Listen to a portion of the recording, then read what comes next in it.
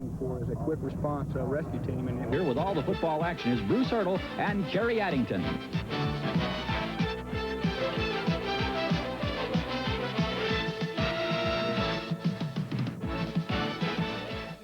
Today, Wichita State takes on Kansas State in the opener for both teams, a Missouri Valley and Big 8 matchup in the offing today. Obviously, temperatures are going to be very high. They are expected to be over 100 degrees today. On the floor right now at Wildcat Stadium, some 98 degrees with humidity at 65%. I'm Bruce Hurdle, everybody, and along with me is Kerry Addington up from Southwest Conference Country in Houston. Kerry, obviously this game typified by an awful lot of question marks on both sides. There really are. Anytime you come into a season opener, you're going to have a little bit of a tentativeness on both sides. They haven't been able to see any game film on each other. They're really not sure what each other is going to do. So there is a little bit of pressure always coming into an opener, but I think more pressure would have to be on Kansas State and the Wildcats today. They come in here a big favorite. They've played Wichita State in their history 25 times. Wichita State's only won 3 of them, so the Cats have got to be confident coming in here. And they also have to think that they are expected to win. They are the favorites, so a little bit more pressure, I think, is going to be on them. Wichita State can come in here loose and relaxed and play their game. Offensively, Wichita State seems to be a team that has the potential to be a very high-powered offensive unit. Behind the ball, Brian McDonald, of course, a proven quarterback, has made the transition from the sprint-out option game to now a drop-back passing game. But the offensive backfield in particular is impressive for the Shockers. It really is. When you have Eric Denson, of course, you're talking about the school's all-time leading rusher. Of course, he had some problems last year, some injuries, only played in 8 games. His total yardage was way below par, but hopefully he's in good shape and can come back and show us a little bit of the form he had in '83 when he went over 1,000 yards. And of course, for Kansas State, the strength this year seems to be defense. Granted, they gave up some 400 yards and 30 points a contest last year, but they are a team that comes back with 10 starters. They are. They've got an awful lot of experience back there, particularly in the secondary. And that should help them out today because Wichita State is going to try and pass the ball to move it. They'll set it up with the run, but they hope to move quite a bit through the air. That could be tough because the Cats do have experience, and in football there is no substitute for having a few games under your belt. Defensively, Wichita State appears to be perhaps their biggest area of question mark. It's going to be interesting to see how the secondary adapts to this now pro style of passing game for Kansas State. We're expecting a very good ball game between two teams that should be very much improved, and it's all coming up right here next on the Kansas Broadcasting System. Play well here today, and we hope they do. As you saw, Wichita State won the toss. They will defend the north goal and receive the football. The wind will be a factor. You've got to think here, Kerry, particularly in the early going for a pass-minded Kansas State offense, a team behind Randy Williams that figures to go much more to the air this year. They will be with the wind and kicking off. They won the toss. They decided to go with the wind here. It will be a factor. Yeah, it really will. The winds right now are out of the south or out of the right side of the stadium as we look at it. The wind will be blowing rather from right to left. They're at 10, gusting to about 17 miles an hour.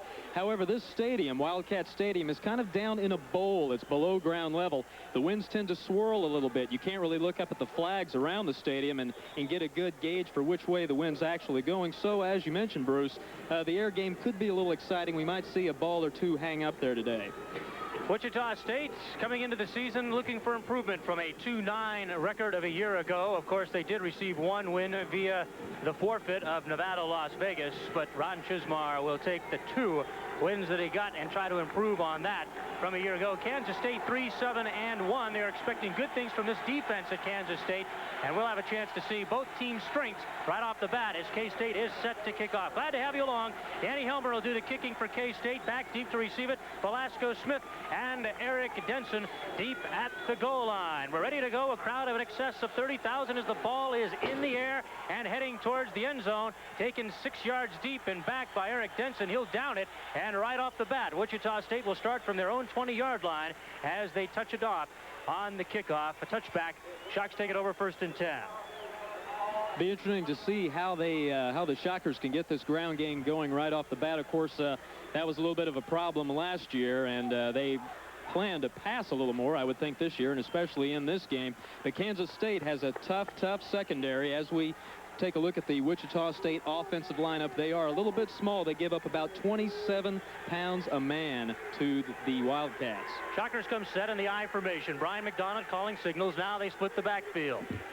White Eaton to the left, and that's Eric Denson trying the tackle for the first carry of the ball game, and he is met behind the line of scrimmage and racked up for a 2-yard loss. David Wallace, the inside linebacker out of Vero Beach, Florida, leading the defensive surge, and the Shockers try the off tackle. That's where they'll stay offensively pretty much as we take a look at the replay. Between the tackles, Denson had no running room here. No, he really didn't at all. Kansas State running a 4-man front. Those guys up front just tied everybody up, and that gave Wallace a chance to sneak through and make the stop. So a 2nd and 12 situation faces the Shockers. They're at their own 18-yard line. Again in the I formation. 3 down linemen for K-State. Drop play. Denson has running room. Making good yardage to the 25-yard line. Stays on his feet and dives to the 26. So a pickup of 8 on the play. Dave Ost, the corner out of Haven, Kansas, on the stop. But not before Eric Denson is impressive, gaining yardage. Anytime you see a cornerback have to come up and make a tackle, you know you've got a pretty good gain. We're going to take one more look at the play right here.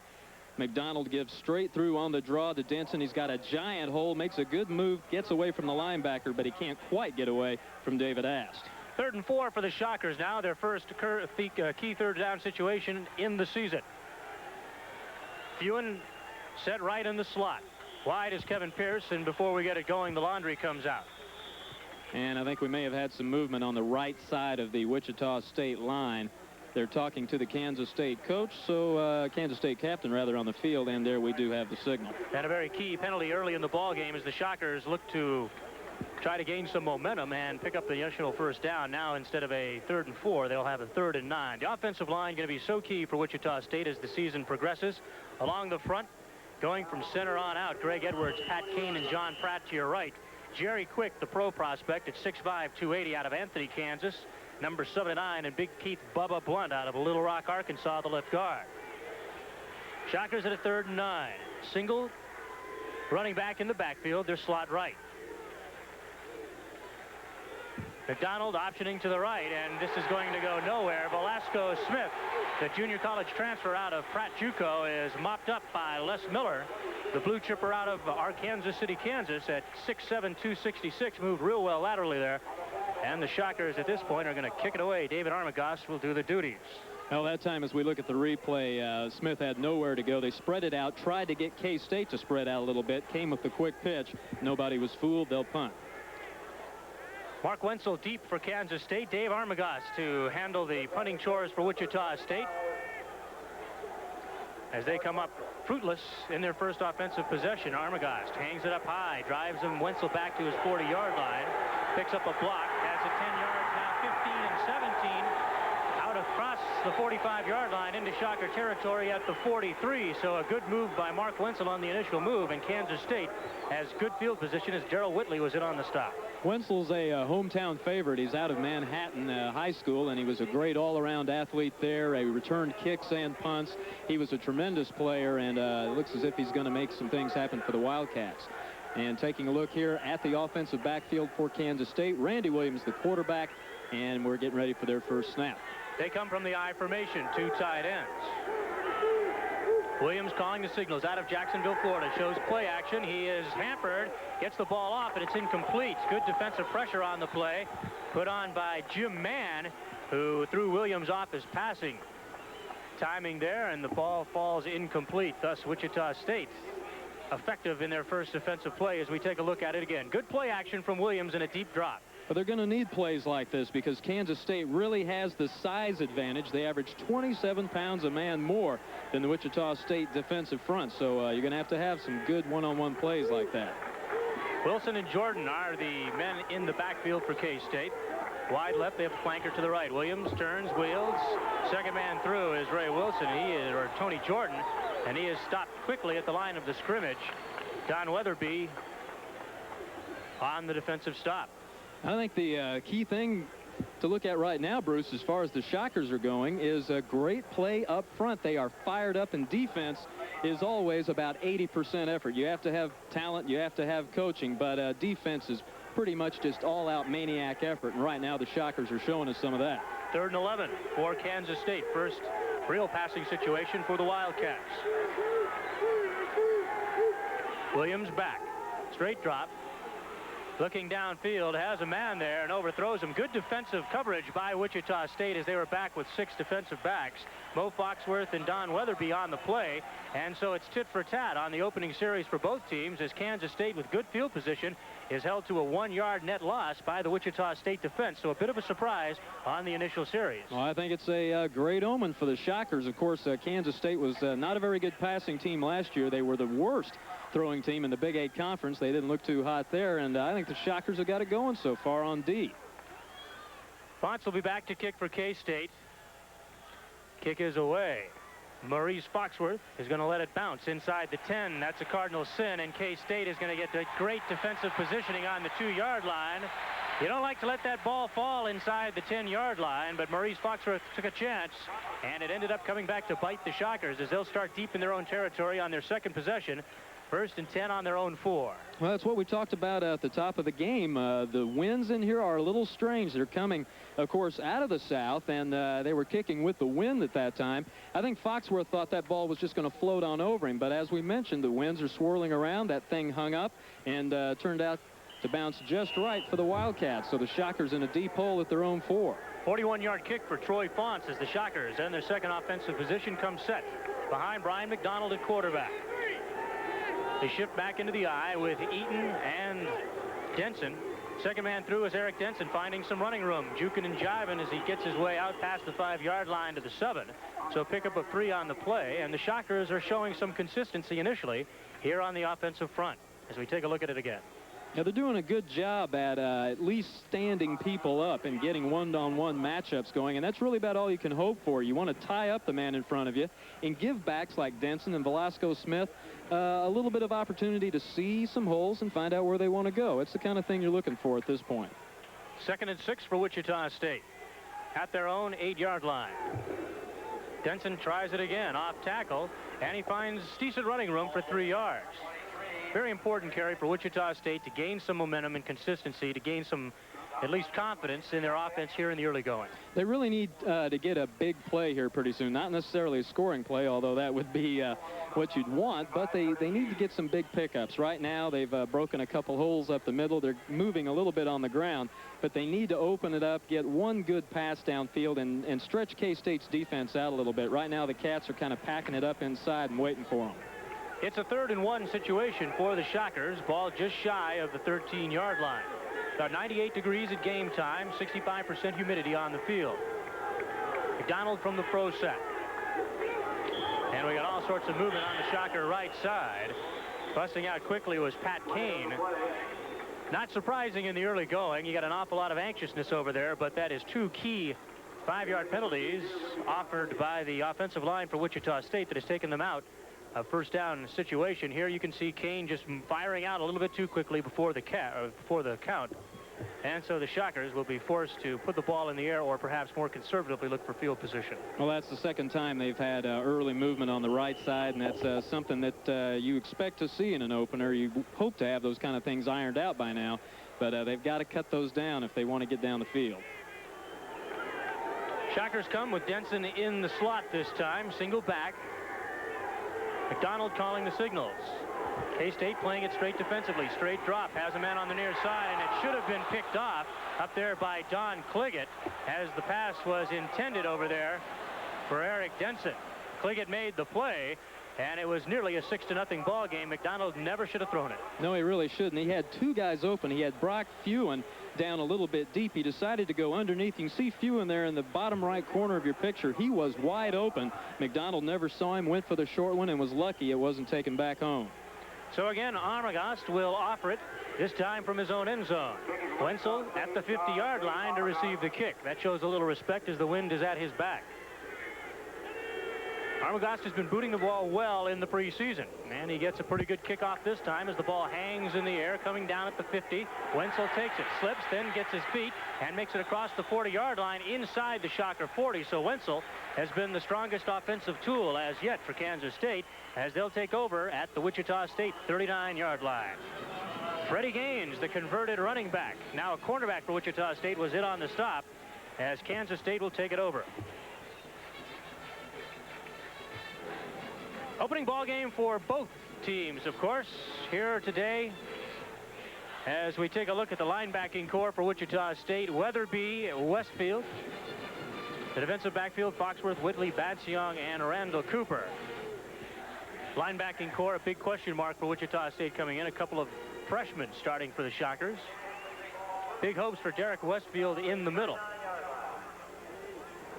The 6'1", 215-pound freshman out of Fort Wayne, Indiana. Now, this is going to be a big test, of course, for the Wichita State defense early. They've looked pretty good so far, but right now Kansas State gets to begin their drive inside the Wichita State 40-yard line, and this has got to be a good scoring opportunity for Kansas State. They want to get a couple of scores on the board here in the first quarter and get this thing rolling. Defense has already been tested, and they will try their luck again as Kansas State has taken time out to talk things over. K-State on their initial series of downs held to a 1-yard loss. So Wichita State defensively came out fired up. And now they'll be asked to answer the call once more. May pass it here. Williams calling the signals. There's a man in the slot left. Going from the I formation. Pitches deep.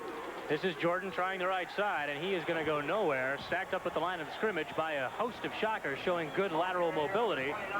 No gain on the carry. And the Shockers continue to do a good job just fighting people off and moving over to the ball. We'll take a look at this again. The deep pitch, sweep right, nothing fancy. K-State has a guard pulling out front. They've got a little bit of a wall set up, but nothing doing. Good play that time by the left side of the Shocker D. Excellent flow by Kirk Weidenkiller and Gerald Whitley coming up from the safety position. So a 2nd and 10 faces the Kansas State Wildcats. Williams goes deep. Jordan, and he's going to be stopped again, this time right at the line of scrimmage by Jimmy Mann. And again, we see great effort by the defense. Look at them out there. They're slapping around. They're fired up. I don't think Ron Chismar could have asked for anything more. We'll take a look at it again. This time they're going to try a little bit of a crossbuck action. He starts left, goes right, and there are the guys right there to meet him. They stand him up and knock him down hard. That's what you like to see. 5 or 6 white shirts around the football. Gang tackling, the motto for the Wichita State defense, as it is any defense. 3rd and 10 now for Kansas State. Passing situation offered by Randy Williams. Splits his back, just a straight drop back. Looking along the right side, has his man Jordan along the right side, but he is going to be short of a first down by a yard. Maurice Foxworth on the stop.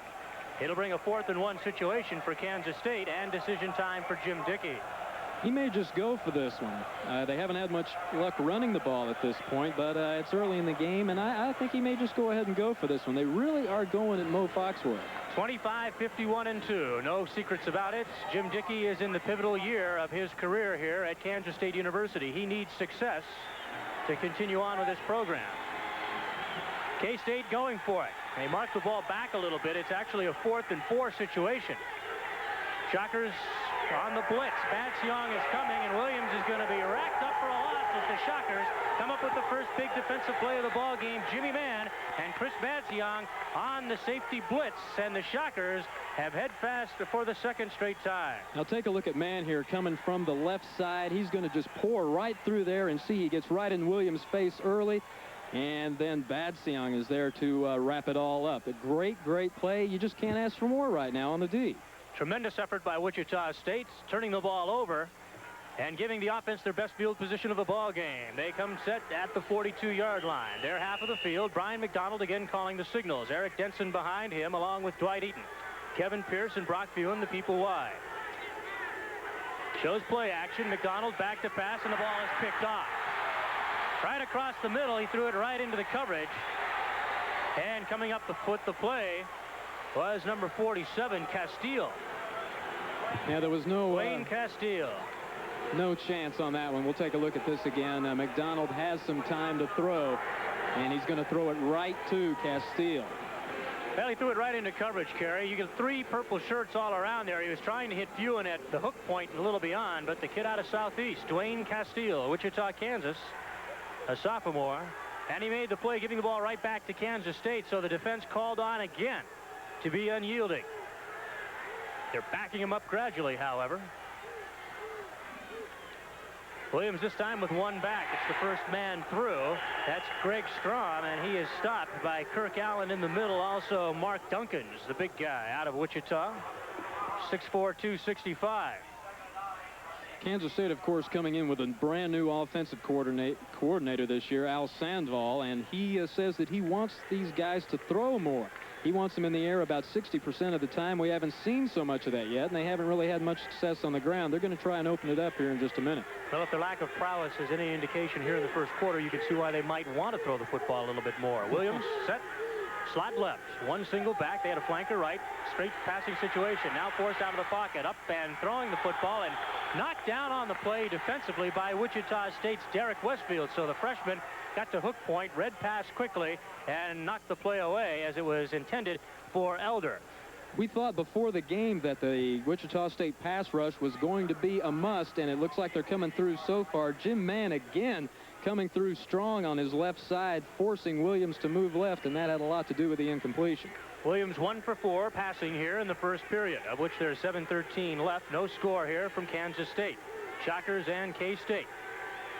Williams will go from the shotgun. Two backs flank him to the right and left. Rolling to his left, it's a quick shuttle pass, and this is going to gain some yardage. Jordan in across the 35-yard line. Good for a Kansas State first down.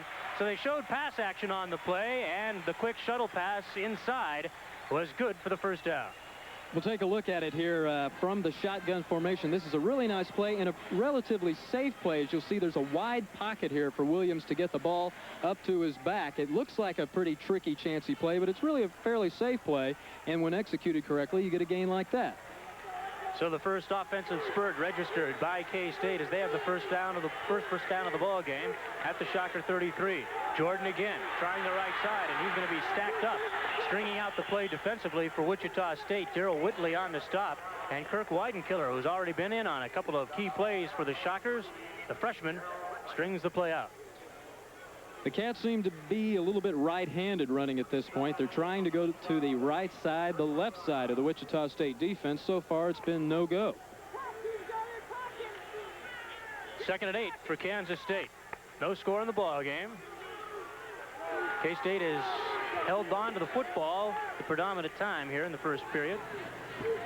Williams calling the signal. This time gives off to Schramm. Schramm trying the right side, and he's going to get racked up again at the line of scrimmage, perhaps picked up one, as Donnie Weatherby, the 5'11", 200-pound senior, stacked him up again. So far in the Kansas State running attack, Tony Jordan has carried the ball 4 times. He has picked up only 1 yard. And Greg Stram, the other guy who's carried the ball today, he's had 2 chances, only 2 yards. So a grand total of 3 yards on the ground so far for the Wildcats. The Cats were anemic on the ground last year, picking up only 2.8 yards a rush. The Shockers very charitable, giving up 5.2 a rush. Something had to give today, and thus far Wichita State's winning the battle. Williams back to throw, has a man deep, and it's knocked away by Darrell Whitley at the last second as they were going deep along the right side, trying to flare Jordan out there for 6. But a good defensive play by Darrell Whitley in the Shocker secondary is equal to the task the first time around. A good play and a little bit of a lucky play. As we'll watch here, Whitley will cover inside. He's looking for the tight end going down the middle. At the last moment, he breaks on the ball, comes back outside and gets there just in time to knock it away. Nice defensive play by Darrell Whitley. And it's a 4th down situation for Kansas State, and we're going to see a field goal attempt. Mark Porter will place it down, and this will be a 47-yard effort. With the wind behind him, K-State looking to get on the board first. It's down, the kick is up, and it's got distance, and it is good.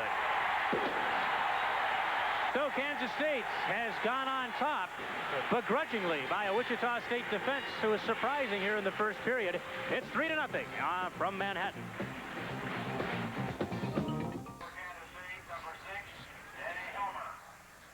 5:28 remaining in the first period of action. Shockers trailing 3-0, and they will receive the kickoff after the field goal of 47 yards, or 42 yards actually, was good. So far, the Shocker defense has held up their end of the bargain. They've stopped K-State on 3 different possessions, and most of them in Shocker territory. And now it's time for the offense to get something rolling. They can't afford to fall any more behind than they have. Kansas State could be up in this game 10-0 if it weren't for a dropped interception, a potential interception for a touchdown. So we need a big play here for the Shockers. Kenny Helmer will kick it off from his own 40-yard line as he's trying to get the crowd into it right now. And it's a good one here at Kansas State. Not perhaps as big as was expected, but a good one nonetheless. Velasco Smith watching it sail through the uprights. It'll be a touchback, and the Shockers will start it from their own 20-yard line. It's been interesting to see how they've been using Velasco Smith, and he's a guy that I'm interested in because he's the kind of guy who can make something out of nothing. And when you do have problems on offense, when you do have some problems in the line, you need a guy who can take the ball in the open field and just do things on his own. Smith is that kind of guy. He's fast, he's shifty, he's got the moves, and if the offense bogs down, they're going to have to find a way to get the ball to him in the open field. Kevin Pierce goes split left, Brock Buin on the near side. McDonald, the quarterback. And he's looking for draw action, and Denson has room, cutting left, breaking back right, and good yardage out across the 25 to the 26-yard line. Good blocking on that right side put in by Jerry Quick. On the stop was Barton Hundley, who has thought to not be able to play today, but he has come back despite the fact he has some swelling in his right elbow. Denson with the draw action. As you can see, all sorts of daylight for Wichita State. Hundley saves the day as Denson had gotten into the secondary, and he's got good breakaway speed. So a 2nd down and 4 situation for the Shockers. This time they send double split outs wide to the left. Buin and Pierce there. Bring it back to the eye. Denson on the top. And he's going to see the ball wide to the left, and he is out across the 30. Good for a Shocker 1st down. On the stop is Jack Epps. Denson looks pretty good so far. 6 carries, 24 yards, so that's obviously a 4-yard try average. And we'll take a look at it one more time, going over the left side of the line over there behind Jerry Quick and Keith Blunt, and that's a good way to go. Denson running considerably harder at the point of attack than he did a year ago in an offensive system that he was frankly unfamiliar with. Was very tentative getting off the ball last year. As we look at Brian McDonald on a 1st and 10 situation. This time the ball is on the ground as Dwight Eaton coughed it up, and the Shockers look to have recovered. Well, that could have been disastrous right there. Of course, a turnover set up the last Kansas State possession, which ended up in a field goal, and we'll look at it here. Looks like he kind of took his eyes off the ball right there. Looked like a fairly decent exchange. He had his arms up a little high, though, that time. A little fundamental mistake, and that'll always cost you. Taking a look at it from the south end, Eaton has got McDonald's going to get that ball in there, as Eaton just never had a handle on it. 2nd and 10. McDonald back. He's got time. Now he's pressured up the offside and dropped for a loss back to the 23-yard line. Coming in quickly on the play for Kansas State was Kevin Humphrey, 6'3", 238-pound junior out of Wichita Falls, Texas. That time Jerry Quick wasn't quick enough. Hundley, or rather Murphy, just came right around him and made the stop that time, and Quick was just standing there frustrated. So K-State with our first big defensive play drops the Shockers to a 3rd and 18 situation. McDonald, deep drop. And all sorts of folks in on him again as he is knocked down again by Kevin Humphrey, who is responsible for the last 25 yards or so of loss registered by the Kansas State defense. And Brian McDonald has got to have time all season long to do what he wants. Back there in the pocket this time, the offensive line, as they did the play before, was not equal to the task. Well, they didn't have anybody open to begin with. He needed time to set up and look for his secondary receiver, his checkoff receiver, and he never did get a chance. Humphrey came in there and flattened him. And, of course, pass protection was one of the biggest problems for the Shockers last year. They will punt out of their end zone. So Armagast again in the purple of the end zone will kick it away. Wenzel at his 50. Armagast has gotten good distance on his kicks thus far. This time it rolls over and is a little short. Ball comes down at the 40. Wenzel taking a look at it. It gets a Wichita State roll to the 50, and that's where the Shockers will down it. And defense will go to work again as Kansas State comes onto the field with 2 minutes and 4 seconds remaining. It's 3-0. Cats lead it from Manhattan. Automotive history with an offer you'll find hard to beat anywhere. First, we're closing out every leftover 85 Ford car, van, and full-size pickup with low 7.7% financing. Or you may choose to take a cash allowance of $400, $500, up to $1,000 direct from Ford. You can even lease a new Ford at reduced rates. This is no ordinary clearance, it's history-making. But you must see your local Ford dealer now. More than telephone service, the Southwestern Bell Network is the messenger of the information age. We needed a fast, reliable way to get the news to our new printing facility miles away. So Southwestern Bell Telephone installed the most advanced data transmission system available. High technology isn't news to them. To put information into motion, call Southwestern Bell Telephone. We're online with the future.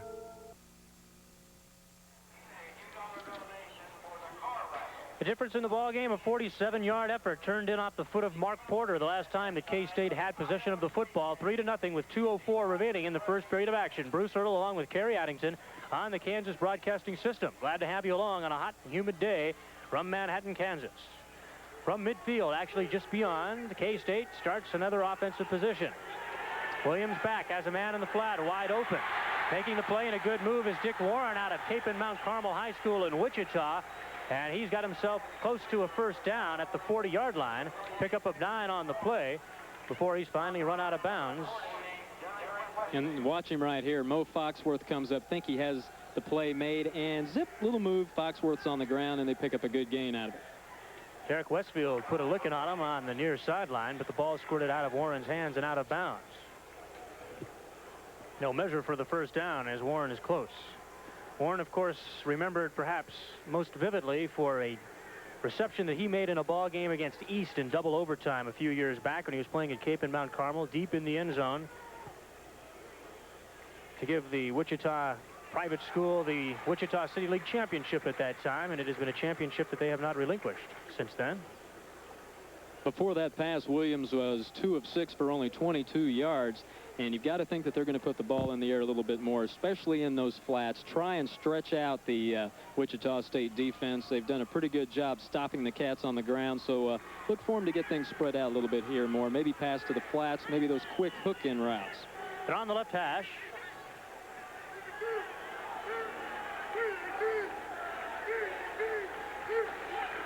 Williams pitches to the short man. Trying the left side is Ray Wilson, and he's racked up. Short gain as Kirk Weidenkiller made the stop for Wichita State. I don't think anybody coming into this game expected the Shocker defense to play this well this early. Perhaps not even themselves. They're doing a real good job running sideline to sideline. The sweeps have just gone nowhere for the Wildcats, and every time they seem to end up with about 5 shirts on top of a cat. Weidenkiller, the freshman for Wichita State, 6'1", 220, has been impressive thus far. 2nd and 9. Shock showing stunt, long count by Kansas State, and coming quickly, avoiding the tackle, however, from Weatherby is Williams looking down the sideline. Man is open behind Maurice Foxworth, but overthrown as Weatherby came quickly off the weak side, nearly put a licking on the quarterback, Randy Williams. We're going to take another look at it. Look how quickly Don Weatherby gets into the action right here. He gets in there, but he just can't get enough of a hold that time on Randy Williams, who's a strong guy, 6'2", 206, and his arm was just a little bit too strong here. He saw he had 6 points, tried to loft it out there, but it was about 5 too many. So that'll bring a 3rd and 9 situation for Randy Williams, who has been untested. High hopes for the 6'2", 206-pound sophomore, only 24 of 2 for 251 yards last year, completed 24 passes. Only completed 47% of his passes. This time he's going from the shotgun.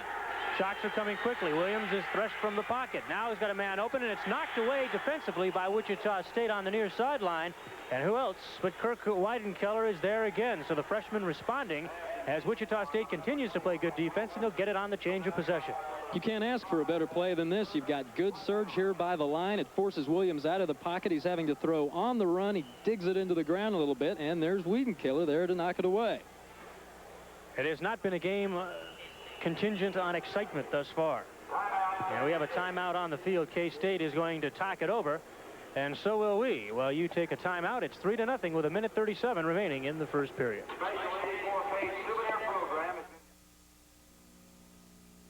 Gonna party like before. It's the bitches once more. Gonna stroll across the floor. Well, turn it loose with the silver bullet. Find it, grab it, pull it. Rock and roll with a cold Coors Light. Paper's heavy, the weight is fine.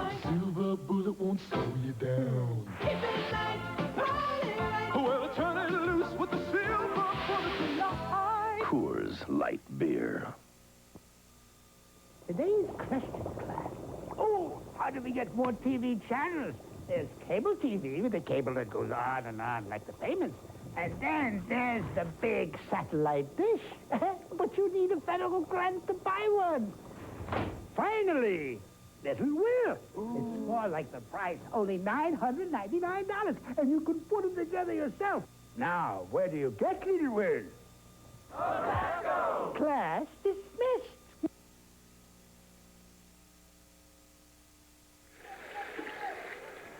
It appears that Kansas State on 4th and 9 from their own 39, or from Wichita State's 39-yard line, is going to go for it. As you look at the score, 3-0. A Mark Porter field goal from 47 yards, the only scoring in the ball game. So here they come. Kansas State's going to give it a shot. Dick Warren is wide to the right. In the shotgun, Randy Williams. Witherspoon to the near side. Rolling to his right, coming quickly is Weatherby. The pass is completed, but shy of a first down. Now incomplete, and the Shockers will take over. So some questionable play calling by Kansas State in going for that first down. Obviously a lot of confidence in their defense to this point, and that has been warranted as we take another look. And again, the Shockers are all over Randy Williams. During that last time out, the Kansas State offensive line had a brief huddle on the sidelines. They're obviously we're talking about pass protection, and they obviously didn't get it all talked out because they really didn't do much better there.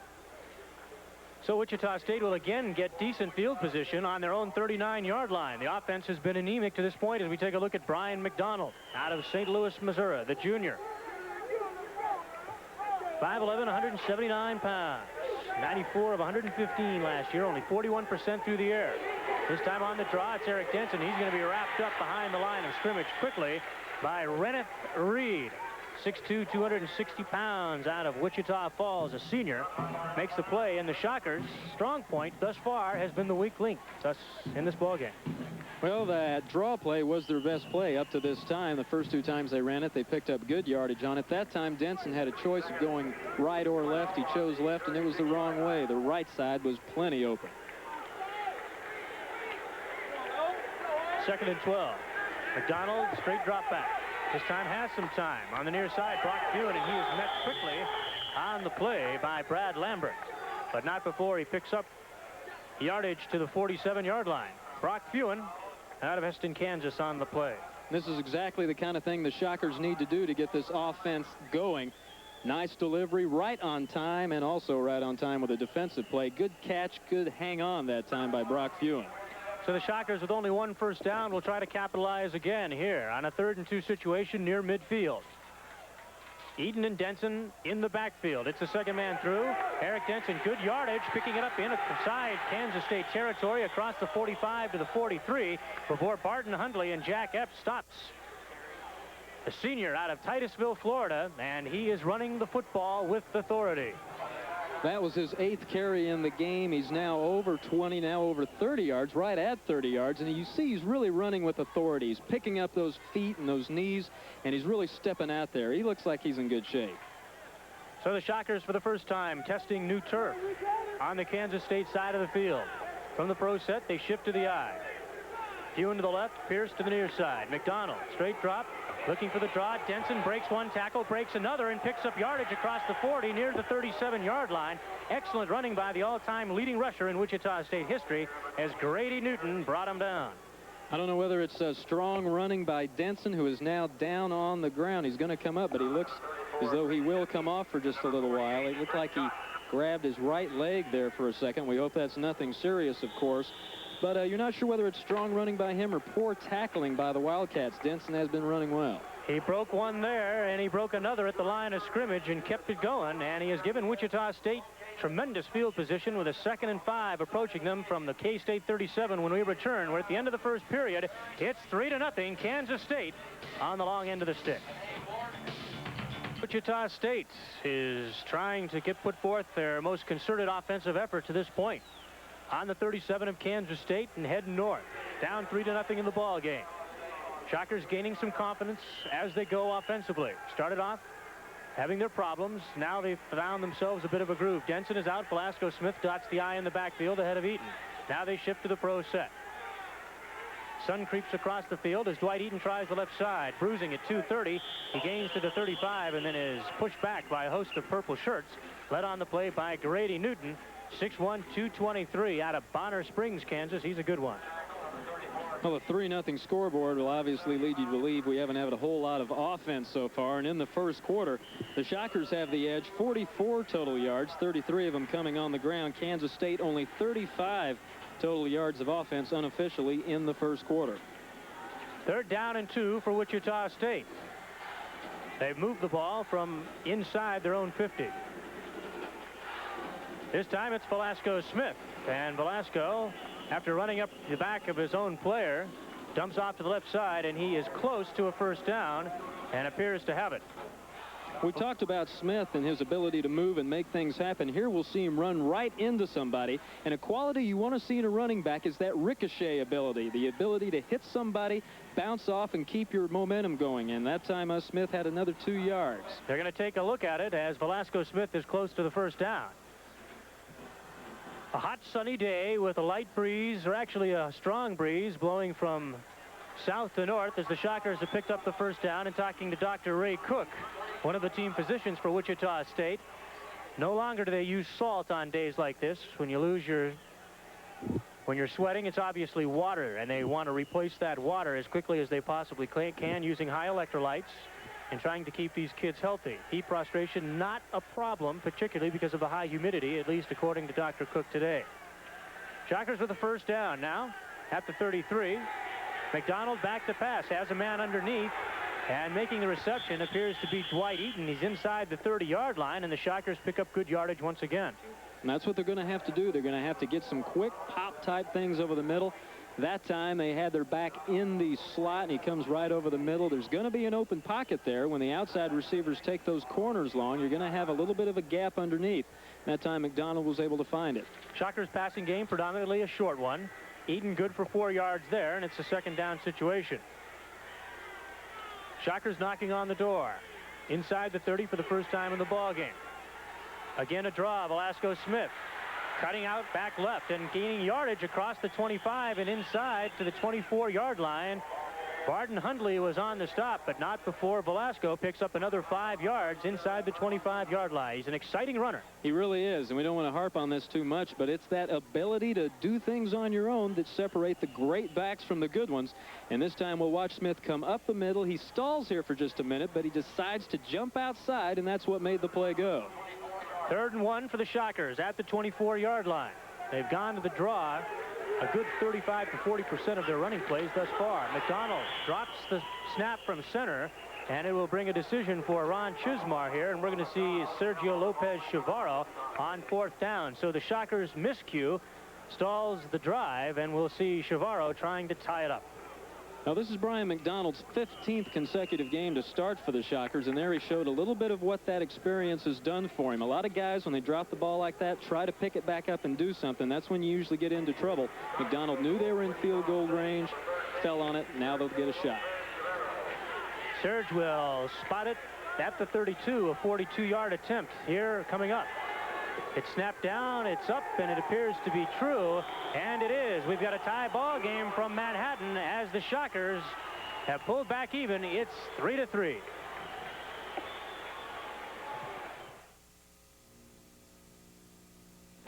Bob Bishop, pilot of the world's smallest jet, the Coors Light Silver Bullet.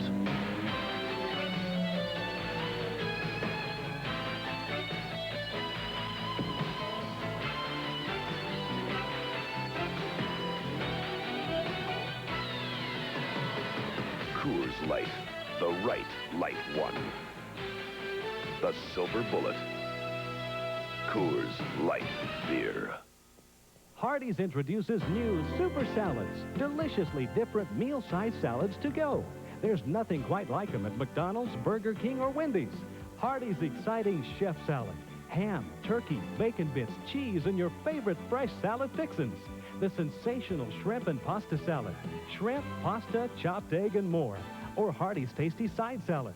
Eat them in or take them out, but try them all. Hardee's new super salads. Meal-sized salads to go.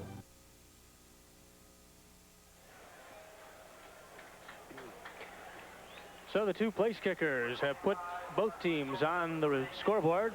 3-3, and Sergio Lopez Chavarro will follow it up with the kickoff. Deep to return, Reggie Memby and Dimitri Scott.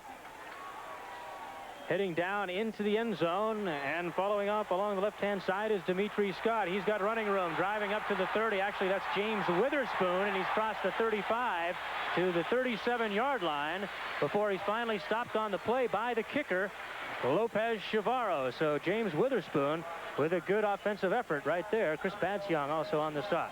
Witherspoon rushed for over 4,000 yards in his high school career at Liberal. They retired his jersey up there, and he shows some of that ability right here, going right up the alley. It's a good thing Chavarro made the play there, or he may have gone all the way 103 yards. So Wichita State now defensively again will line it up.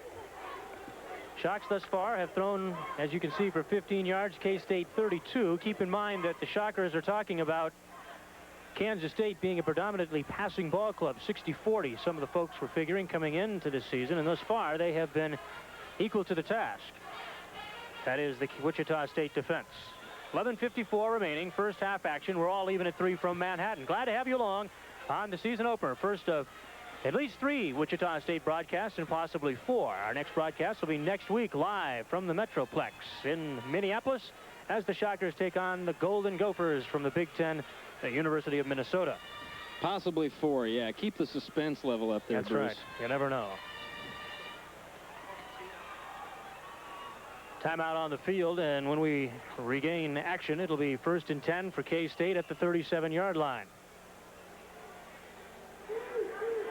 K-State trying to improve on 3 wins of a year ago. Wichita State on 2.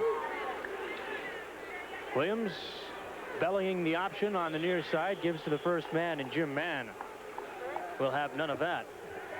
It's one of the first times we've seen him come out in the option this time. Williams came out, gave with the straight ahead give to the fullback that time. Nothing doing, because Jim Mann here so far has played a tremendous ball game. He is dominating his opponent. Shockers went 36 yards on 10 plays, 42-yard field goal off the foot of Sergio Lopez Chavarro, one of the best kickers in NCAA Division I this year. Kansas State looked to be moving too quickly. Jordan is deep wide on the left side. He's across first down yardage and out of bounds, but we're going to bring it back. It's going to be 5 yards against K-State, or at least that appears to be the initial indication. It's really about the first big mistake for the Wildcats so far in this game. Wichita State has been penalized twice for 10 yards. Both of those really hurt good offensive drives. And now the Wildcats have made a mistake. We saw them go with the pitch off the option that time. Jordan gained yardage to the 49, but it's going to be nullified, and we're going to see an illegal motion tacked on to K-State. And so the Purple Pride will be beset with a 2nd and 15 situation. And as we mentioned, that was the Wildcats' first penalty for 5 yards. Now, this is something that we're used to seeing from Jim Dickey teams. Multiple offense, various sets. Right now, they look to be going from the option formation. We'll see what they do this time. Williams calling the signals. Bellying to the left. Gives it to the second man. Ball's on the ground, and it's out of bounds. They're trying to go along the far side to Todd Moody on the pitch, and the miscue ensued. Ball went out of bounds, and the Shockers have backed Kansas State up consistently. Bad decision that time by Williams. Look in here. He's in a lot of trouble, and he really tried to dish it back fast. And when you usually do that, the timing on the pitch isn't right. And, of course, that time it wasn't right and shot right out of bounds. A lucky break for the Wildcats. That ball could have bounced around and been a Shocker one. So just about a 3rd and 11 situation now for Kansas State. On the left hash mark, Williams from the split backfield. Draw situation, and the ball is sent hard to the turf. Mitch Morris in on his first defensive play of the ball game, as Kansas State sent Todd Moody to the line of scrimmage, and Wichita State's defense has held steadfast once again and have been very impressive through the first period of action, and indeed here into the second. So they'll get it on the turnover, or actually on the change of possession via the punt. Maurice Foxworth will be deep for Wichita State. Punting the ball will be Troy Fonts. First punt he had went 41 yards, fairly decent punt. And we'll see what he can do here. This would be a good chance for the Shockers to get some field position should they be able to handle this one. Kicking against the wind, and it's a flat punt. Gets a Kansas State bounce across the 40 to the 35, and wouldn't you know it, it's going to bounce to the 30. Down at the 31, and so after a 42-yard kick from Fonts, Wichita State will take over at their own 31-yard line. It's a 3-3 ball game. We got a dandy going here in Manhattan. Who'd have thought it?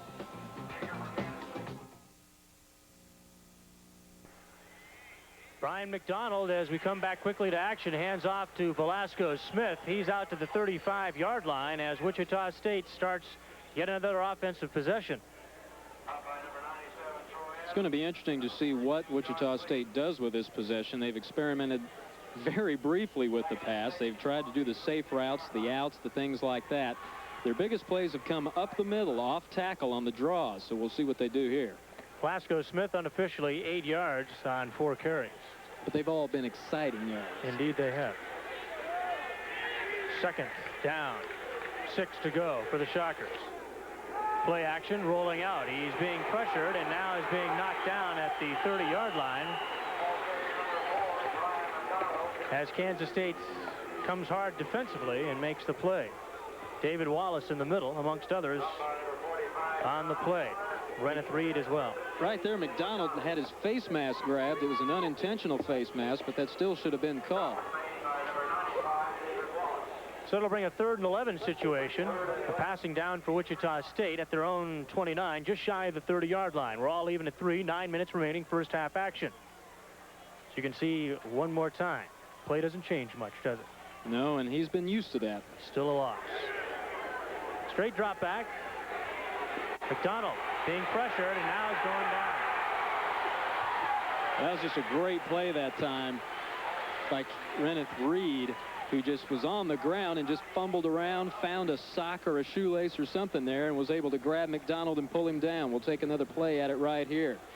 Kenneth Humphrey also in on the play, as McDonald actually had time, but none of the pass routes were available. And Kenneth Humphrey made the play. Armagost will be back to kick.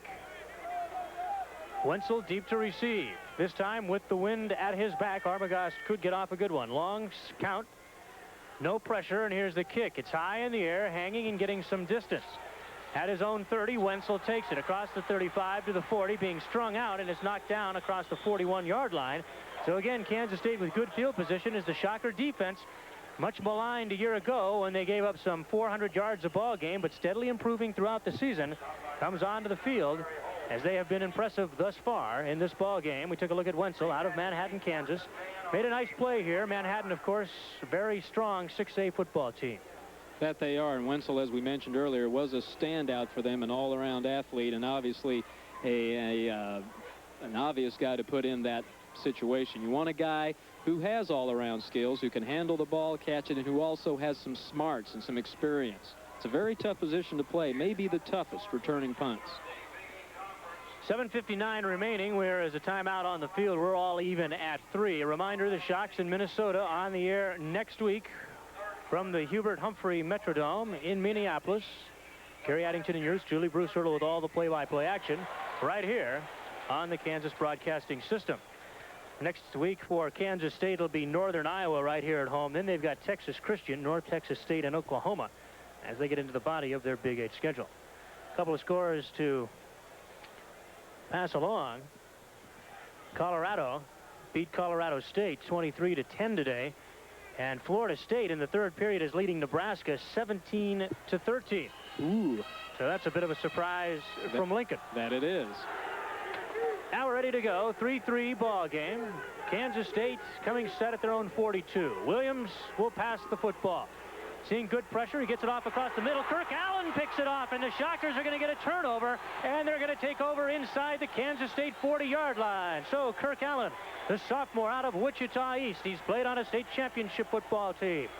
And he comes up with a dandy defensive play right here. Sure did. Now we're even. One interception apiece for either defense. This is just a tremendous play by Allen. You practice the tip drill for weeks. You never think it's going to pay off. That time was batted around a couple of times. He wanted the ball, and he came down with it. We'll look at it from his view here. Excellent defensive pressure put on the weak side by Mitchell Morris as he made Williams perhaps throw a little bit early, and Kirk Allen was there to reap the rewards, and the Shockers take over.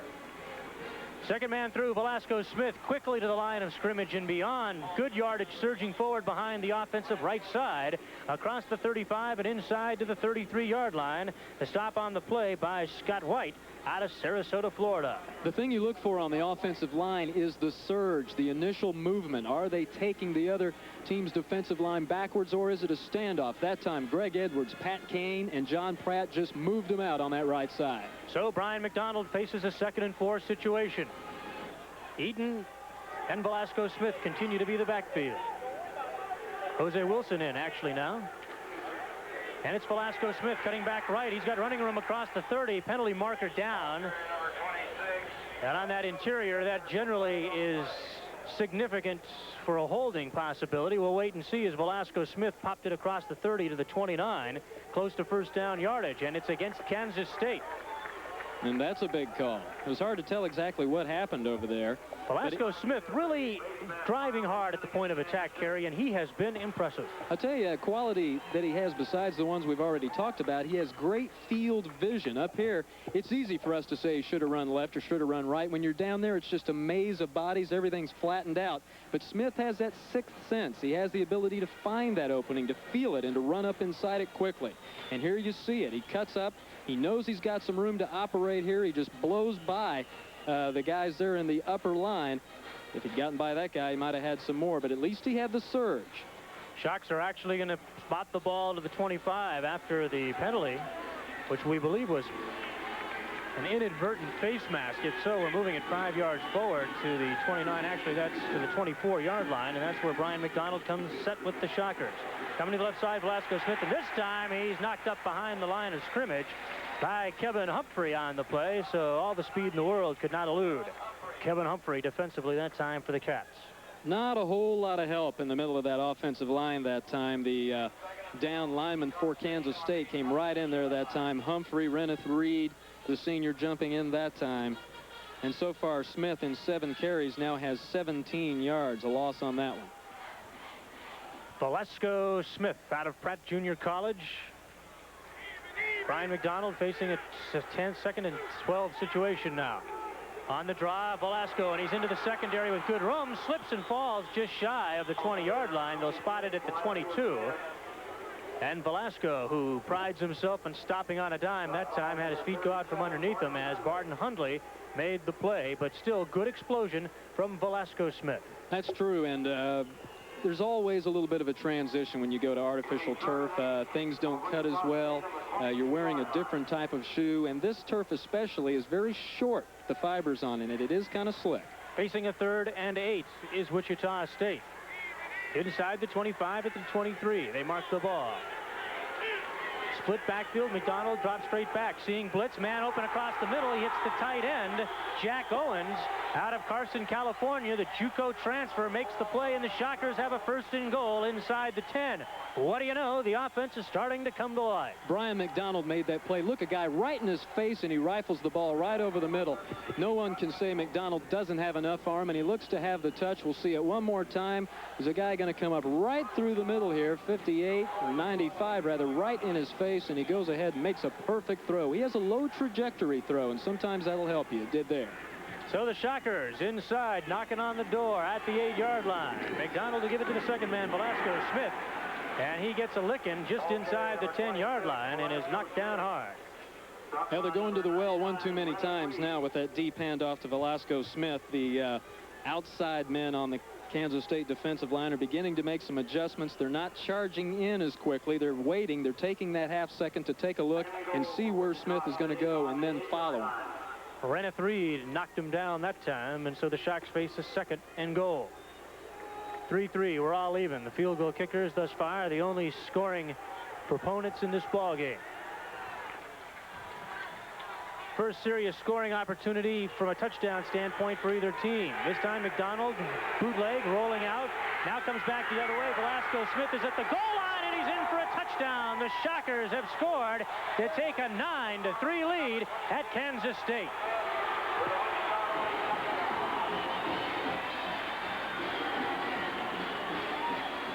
He came back to Velasco Smith after dropping back and bootlegging to his left. He found the man open in the flat, and Velasco pushed it through, and the Shockers have gone in front 9-6 as a surprise is brewing in the first half in Manhattan. No offsides penalties, no drop snaps, and they kept the drive alive and kept it in there. Lopez Chavarro will try to knock it through and give the Shockers a touchdown and an extra points lead. Kick is up, and the kick is good, and so Wichita State has been impressive through the first half of action and lead it by a score of 10-3 as we take a second look at the touchdown. Now here you have most of the action in the end zone, and the Kansas State secondary is running around in that end zone trying to figure out which way McDonald's going to go. They leave Smith alone. He's the short guy. They let him catch it underneath, and he puts a good shot there right time. Ran right into him and used his momentum to take him into the end zone. Now watch it again here. Kansas State's going to be a little bit tentative. They see McDonald rolling left, and they fade that way. Now when he comes back right, everybody's caught a step short. He flips it to Smith just at the right time, and the free safety there doesn't have a chance. McDonald unofficially 4 of 6 through the air for 38 yards and a touchdown to Velasco Smith to put the Shockers ahead 10-3. 4 minutes, 19 seconds remaining here in the first half of action, and the Shockers up by 7. Sergio Lopez Chavarro will kick it off. You've really got to be impressed with the poise that Brian McDonald has back there. He's been hit plenty. Last year he lost over 370 yards, so he knows what it's like to get back there and get hammered. He's a little savvy now. He knows when to make the move, knows when to stay in the pocket, and right there he knew exactly where to go with the football. Dimitri Scott and Mark Wenzel are deep to receive the kick of Lopez Chavarro as the Shocks, looking to make strides in 85, are off to a 10-3 lead here at Kansas State. Chavarro with a flat kick, and it goes to the end zone and out. It'll be a touchback for Kansas State as they will start their own offense from their own 20-yard line. To recap, starting the scoring for Kansas State was Mark Porter, who booted a 47-yard field goal. Lopez Chavarro, a few minutes later, tied it up from 42 yards out, and Velasco Smith has just taken it in from 7 yards to give Wichita State a 10-3 lead here in Manhattan. Attendance today 30,300 in some searing heat. Now let's see if the Cats are going to move it out, put it out. Randy Williams has been unimpressive through the air thus far. The Kansas State offense sputtering. This time he tries it bellying right and picks up yardage across the 25, close to the 26-yard line. Defensively on the stop, Mark Duncans and Kirk Allen, the core of the Wichita State defense. The option play seems to taste the best for the Wildcats right now. They seem to get Wichita State split out a little bit. Holes are beginning to be created there through the middle, and that time Williams couldn't ignore the opening that came for him that time. Picks up good yardage, 6 yards officially, and it'll be a 2nd and 4 offering for Kansas State. With each play, the Shocker confidence has got to be growing as you take a look at the breakdown of the scoring drive, and now Randy Williams is going to take a little time and talk things over with Coach Jim Dickey. And you've got to be wondering, if you're Kansas State at this point, Kerry, exactly what's going through their head, because offensively they have not moved the football. Only 3 of 10 is Randy Williams through the air for 30% and only 32 yards, most of them totally inconsequential. It's got to be gnawing away at their confidence level. I don't think that they anticipated at all the success that Wichita State would have rushing the passer and playing up front. We're going to look one more time at the touchdown play, I believe. McDonald, they're looking left, now running right, finding Velasco Smith over there in the flat. And as we said earlier in the broadcast, to get this offense opened up, they're going to have to find Smith in the open field where he can take that ball and stick it in there, and that's what he did there. He's really the difference in the game so far. Ron Chismar, second-year head coach, formerly the offensive coordinator at Arizona State with Darrell Rogers, who has since moved on to the pro ranks with the Detroit Lions, and previous to that, of course, at Michigan State in the Big Ten. Kansas State comes set, facing a 2nd and 4 situation. They're down 7 points in the ball game. 3:40 remaining in the second period. Randy Williams sends Jordan in motion. Now rolling to the strong side. Finds Jordan in the flat. Breaks the tackle of Maurice Foxworth. Outrunning the coverage now across to the 35 to the 37-yard line. Kirk Allen, with the lateral flow, made the play. but not before Kansas State picked up a first down. As we take a second look, Randy Williams, he's got good size, and this time he had the student body out in front of him to find the man in the flat. Now, this is the kind of offense that we expected to see from Kansas State coming in. The short outs, the quick passes, the rollout type situations, because they do have some good skill athletes. All their backs can catch the ball and do something with it after they catch it. First down, Kansas State, just across their own 35. Straight drop back. Williams looking to the short side. Finds Ray Wilson over there. He's got running room across the 45 to the 46. He'll be marked down to the 47-yard line where Darrell Whitley made the play. But again, Kansas State on 2 consecutive plays have clicked off first downs, this time by the big fullback out of McPherson, Kansas. There's a little bit of a momentum shift, I think, that we can see right now. There's not as much penetration by the Wichita State defensive line. Maybe this lead has gotten them a little complacent, a little overconfident at this point. They need to get that intensity back that they had to start the game. From the eye, Kansas State will start just on their side of the field at the 47. Williams shifts Jordan over, now rolls to his left. He's got a man on the sideline. This Dow decides to run it, turns it up across the 50 to the 45. Ball's loose. Wichita State up with it. He cannot advance a fumble in NCAA college football. And Randall Cooper, nonetheless, is going to turn it over for Wichita State. Well, Randy, a few more years in the NFL, and you're going to have yourself a touchdown. But this time, the free safety out of Atlanta, Georgia, is going to bring it back. And the Shockers have their second turnover as we take a second look. Williams unable to hold on to the football. Well, this time he was looking to pass downfield. The play was designed for a streak pattern down the left side. Williams couldn't get it, had to tuck it under. Didn't tuck it under well enough, though. Mark Duckins made the initial stick. Williams coughed the ball up as we'll take another look at it from the deep angle in the end zone. Williams has been ineffective thus far, and Coach Jim Dickey has got to be a little worried about his sophomore signal caller answering the call to this point. Nice stick coming back on the flow by Duckins. And the play was made by Randall Cooper. Now it's Eric Denson back into the ball game, picks up 2 yards across to the 50-yard line. And so the Shockers with another chance before the half is completed to put the ball in the end zone. That time, I'm not sure if they ran the play they wanted to call. I think they may have audibled a little bit at the line. McDonald questioning that call, looking immediately over the sideline to Ron Chismar, who has to be ecstatic about the way his team has played on both sides of the ball so far. I don't think anyone expected them to play this well. They are arriving very quickly here is Wichita State, leading 10-3. 2 minutes and counting now in this, the first half of action. McDonald with split backs. Straight drop. Has time. Looks downfield. Finds Kevin Pierce. Pierce to the 30-yard line. Knocked out of bounds at the 31. And the Shockers are on the move once again as it's good for a first down to the senior, Kevin Pierce. And again, you have to be impressed with McDonald's confidence. Watch him stand up here. He's looking. He's in no hurry at all. And then he just rockets the ball there to Pierce. Perfect play. Excellent cup protection and drop back pass protection by the offensive line, who after a shaky start are starting to play a little bit here in the second period of action. There we see the total offense numbers. Wichita State still about 13 yards ahead and 7 ahead on the board.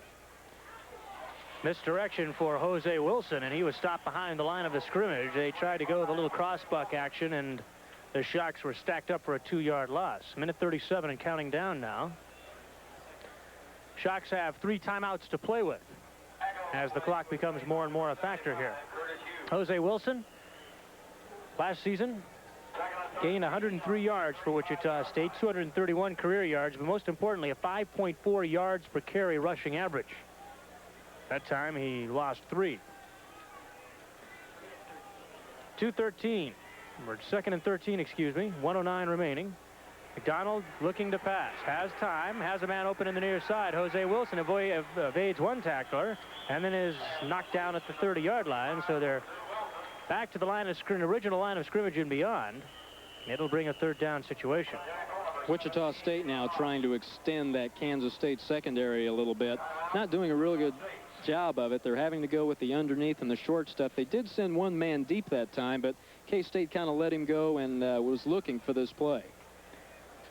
Timeout has been called on the field as Wichita State will tack it over on the near sideline. Brian McDonald and Ron Chismar, a meeting of the minds.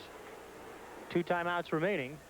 6 completion for Brian McDonald. He's tried 8 attempts been good for an unofficial total of 60 yards.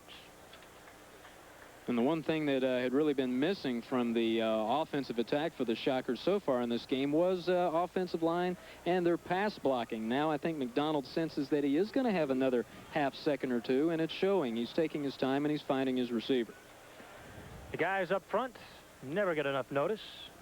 We'll give it to him now. Greg Edwards is the center, 6'1", 235, a senior out of Chicago. Keith Blunt and Pat Kane on either side of him at the guards. John Pratt and Big Jerry Quick out of Anthony, Kansas at the tackles. USC has defeated Illinois today 20-10. That is a final. There you see McDonald on the day, 6 of 8. Not bad.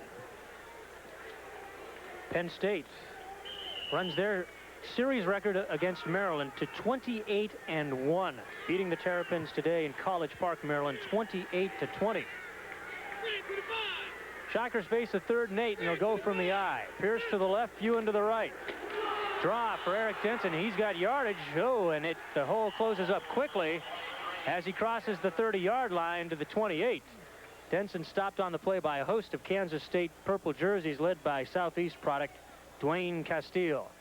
Denson here has quickness, but you can see the difference between him and, say, a Velasco Smith. See, Denson gets into trouble, and he hesitates just a little too long. When you get in a situation like that, you can't stand around. You've got to explode one way or the other and get those defensive guys moving. If you stand there, it just narrows down your options, and they can come in there and put the clamps on you.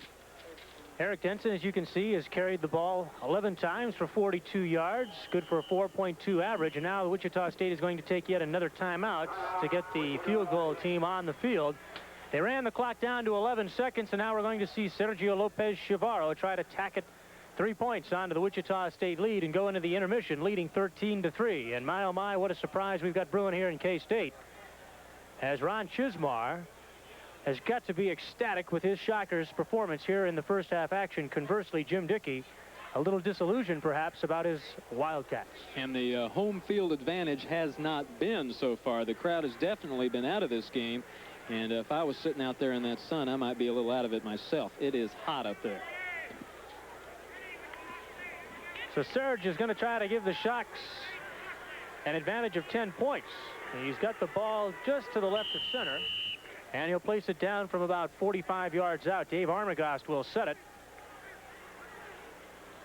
As the Shocks, impressive defensively and gaining confidence offensively here in the first half, have surprised. Ball is set. Chavarro didn't get anything on this one. A line drive, and it goes for naught. So with 7 seconds remaining, K-State will get at least one offensive play off, as Serge just got that ball, perhaps a late place or a high boot, but one way or the other, it sailed under the crossbars, totally unaffected. Well, we'd like to have that one back. He just didn't hit the ball very well that time. It didn't have a chance from the time it left the tee. So Randy Williams will play his hand one time, 7 seconds worth. Wichita State will drop their defensive secondary, the 4 deep in the secondary, back to about 20 yards, as Williams will take a snap from center. He's going to bring it near side, running the football, and he has room. Now he's finally knocked down, and that'll do it for the half, as Williams is finally knocked off his feet on the play by Mitchell Morris. And we head to the intermission with Wichita State leading 10-3 from Manhattan.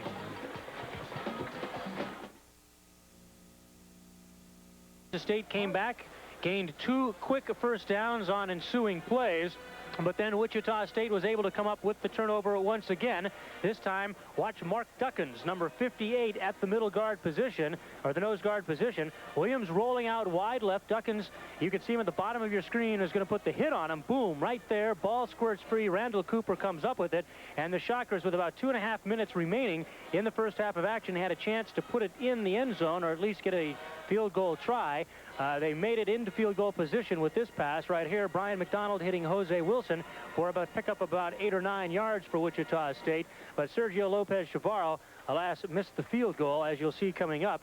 And at this point, it is a 10-3 ball game. Wichita State leading in the first half of action. As we take a look at Chavarro in the second half, Kerry, it will be interesting to see if Wichita State can maintain the momentum that they garnered in the first. Defensive intensity is going to be the key for Wichita State in this second half, because Kansas State now comes in a touchdown down. They know they've got a job to do. They know that this is going to be a tough game here in this second half, and I don't think they really expected Wichita State really to come in and play this well, but you can bet they've made some adjustments and they'll come back out firing. Let's take a look at the numbers in the first half. Wichita State has just dominated as much as you can with only 28 yards rushing, but look at Kansas State, only 9 yards. What a tremendous job done by the interior defensive folks for Wichita State. The same can be said of the secondary. The Shocks 88 total yards. They've turned the ball over once, Kansas State twice. 2 penalties for 10 yards for each ball club, but as you can see, a game that is at this point in time typified by defense. It's a 10-3 ball game, Wichita State leading. Second half action is coming up from Manhattan.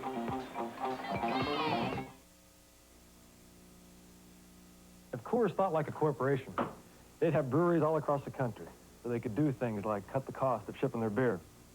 But because Coors thinks like a brewer, they have only one brewery, right where the best brewing water is, the Rockies. And having only one brewery makes sure that every Coors tastes as good as every other Coors. Thinking like a brewer, not like a corporation.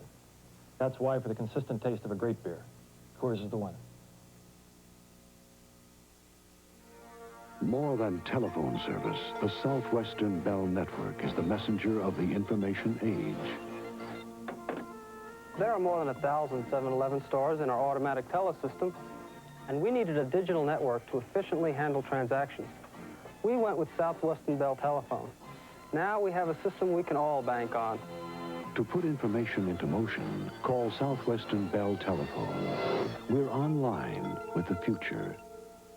All right, football fans, listen up. Here's the plan. First thing you do, step out of that chair. Then you make a quick move towards the Wichita State Shocker ticket office. They'll set up the action for you with season tickets to all 5 big home games at Cesta Stadium. From there, all you have to do is run right through this defensive line of boring excuses, then take a sharp cut towards your reserve seat in Cesta Stadium. Once you're there, you're home free. Just settle back in your seat, relax, enjoy some great football action with the whole family, all right? Now, let's see some hustle. Go get those tickets. It happens. Before you're settled, there's an unexpected illness. The Medical Society of Sedgwick County is always here for you, especially now. The Society's physician referral service will help you choose a physician anywhere in Sedgwick County. You'll have to unpack, but we'll help you unload your health care worries. Call the Medical Society during business hours at 683-7557. Yellow lines, lights, and signs. It had to be a school crossing zone. Be careful.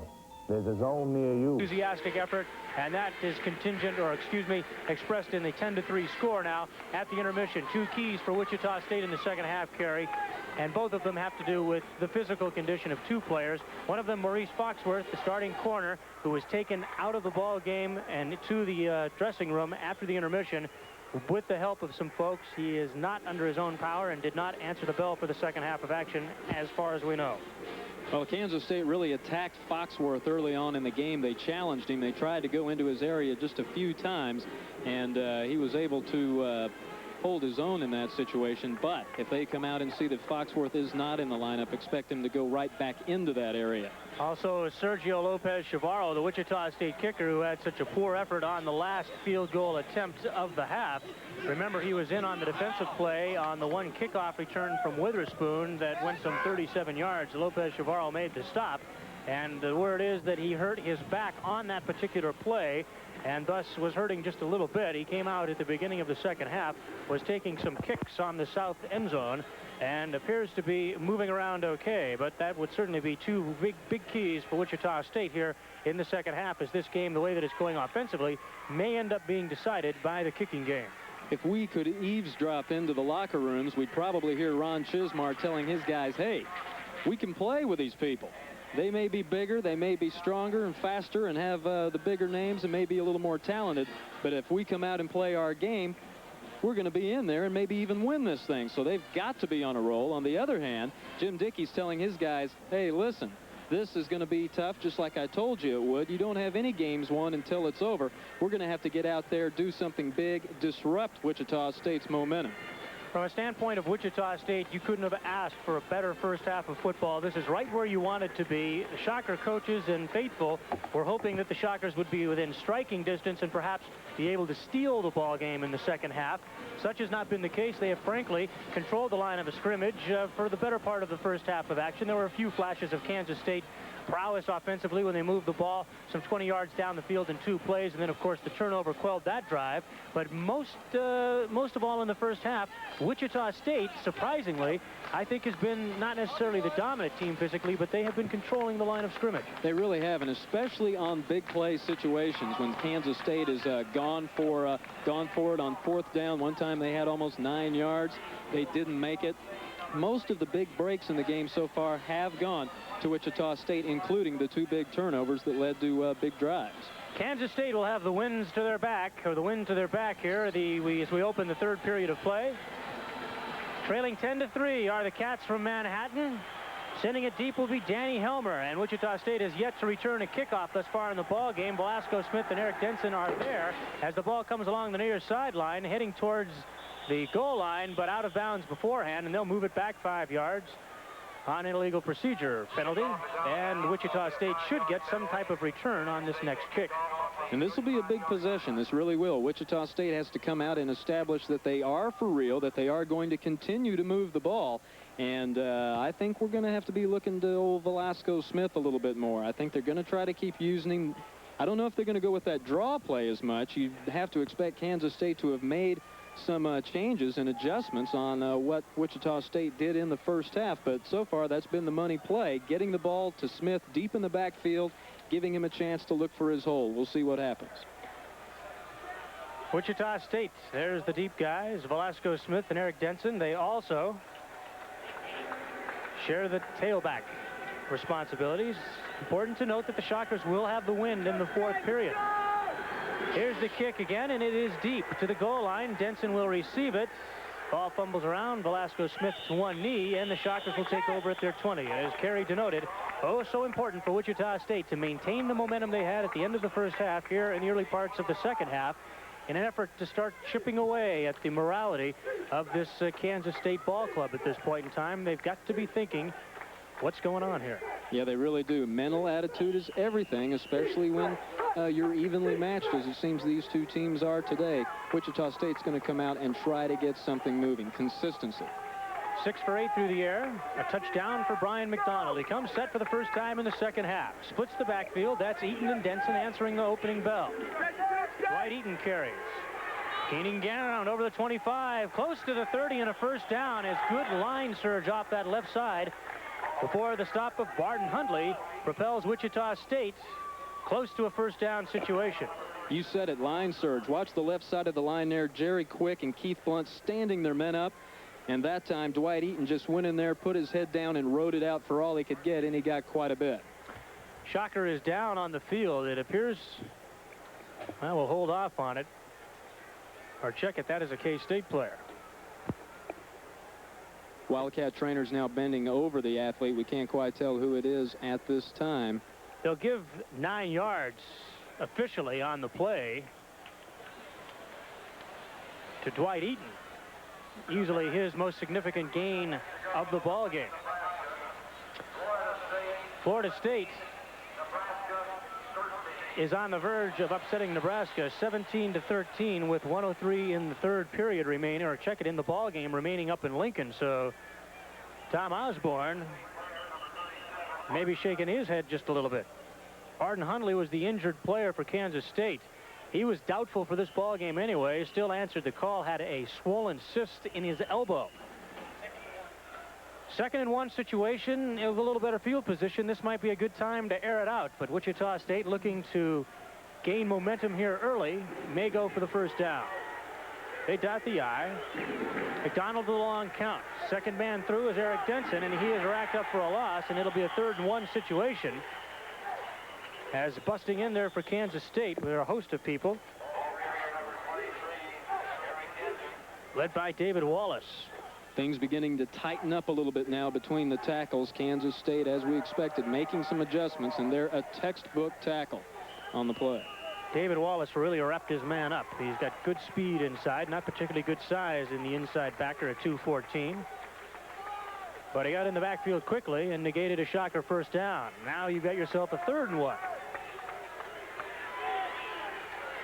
Brock Buin on the near side. Kevin Pierce up high on your screen. This time they'll sweep. Denson to the 30 for the first down, but not much more. As David Wallace again, this time flowing to the action, makes the play. It appears as if the Kansas State defenders got an earful in the locker room. They're playing with a lot more intensity right now. They're fighting off those blocks at the point of attack, and that gives them another second to get over and make the play. And I tell you, one guy who definitely listened to whatever was said in that locker room was David Wallace. He's looked good on the last 2 plays. First down for Wichita State, given up begrudgingly by Kansas State. McDonald at his own 31-yard line.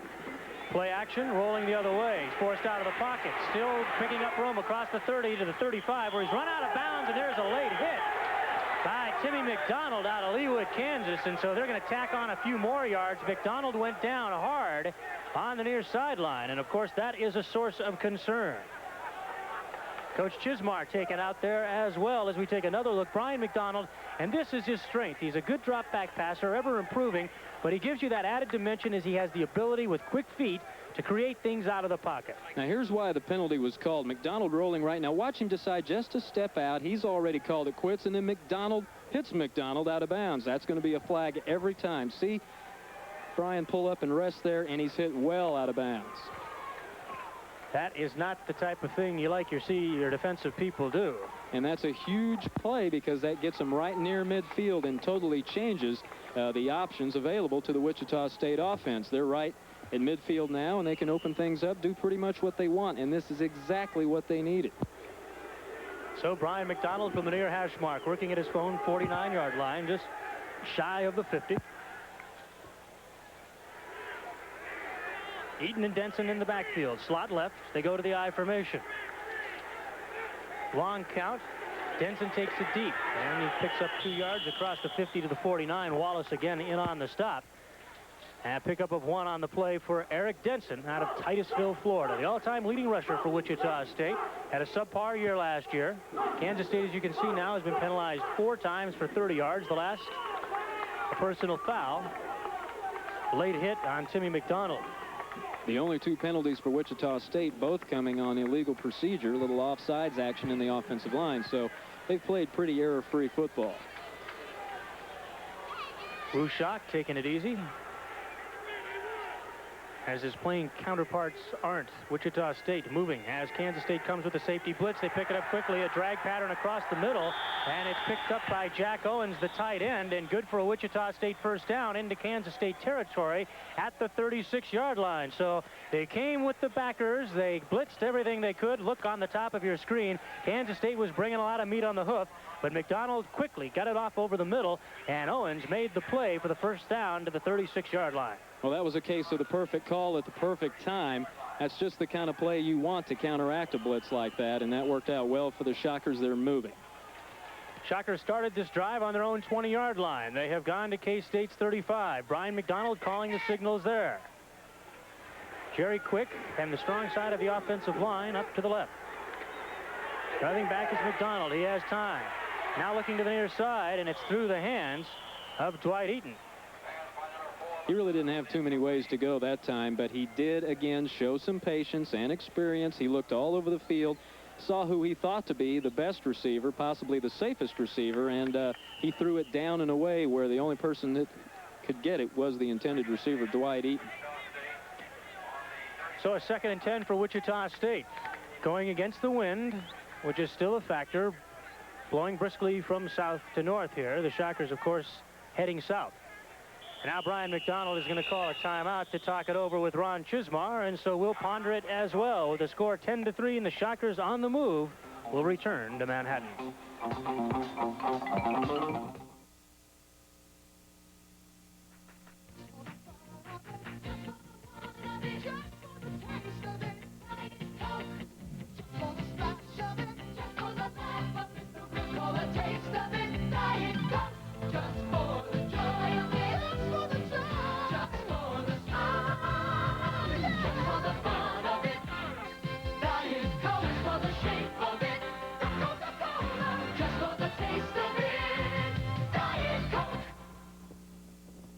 Hardee's introduces new Super Salads, deliciously different meal-sized salads to go. There's nothing quite like them at McDonald's, Burger King, or Wendy's. Hardee's exciting chef salad. Ham, turkey, bacon bits, cheese, and your favorite fresh salad fixins. The sensational shrimp and pasta salad. Shrimp, pasta, chopped egg, and more. Or Hardee's tasty side salad. Eat 'em in or take 'em out, but try 'em all. Hardee's new Super Salads. Meal-sized salads to go. The people's choice. You're it. You're the one who loves to live and lives to give the world a bigger smile. You lead the way, you're always there. We look to you the way you care. You're the one, the people's choice. Channel 12, the look up on the earth. It's time for the Kansas State Fair, and Channel 12 is there from start to finish. Visit KWCH-TV personalities. Register to win a TV stereo converter. Get free balloons for the kids and have your child fingerprinted free by ID a Child and the Fraternal Order of Police Saturday and Sunday, 11 to 3. We'll see you at the fair in Hutchinson. Yellow lines, lights, and signs. It had to be a school crossing zone. Be careful. There's a zone near you.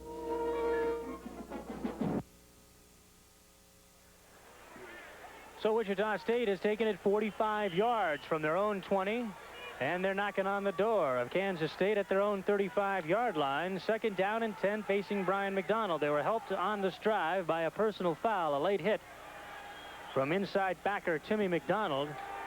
And the Shocks will take it all any way they can get. From the split backfield, now they move to the I. Eaton in front, Denson in back. They'll go to the draw once again. Denson cutting through to the 35, inside to the 34. Ball was whistled down before it squirted loose. A pickup of about 1 on the play. Reneth Reed in on the stop, as he has been much of the afternoon. 6'2", 262 out of Wichita Falls, Texas. Denson not quite as effective on the draw play as Velasco Smith has been throughout this game, but it's always to your advantage to have two good backs that you can put back there. They can spell each other, and that makes for a good situation. Keeps you fresh. 3rd and 9 for Wichita State now at the 35-yard line. Florida State has beaten Nebraska 17-13.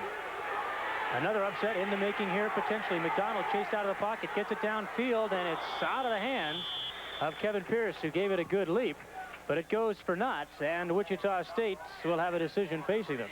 Boy, Eric Denson that time was clear and all alone deep in the corner. We're going to take a look now at Kevin Pierce coming off the line running and in-out pattern here. He was the intended receiver, but really, if McDonald could have looked a little bit farther downfield, Eric Denson was all by himself. Pierce doing a good job trying to adjust to the ball, but McDonald throwing on the run, a little bit pressured, and it goes just a little bit high.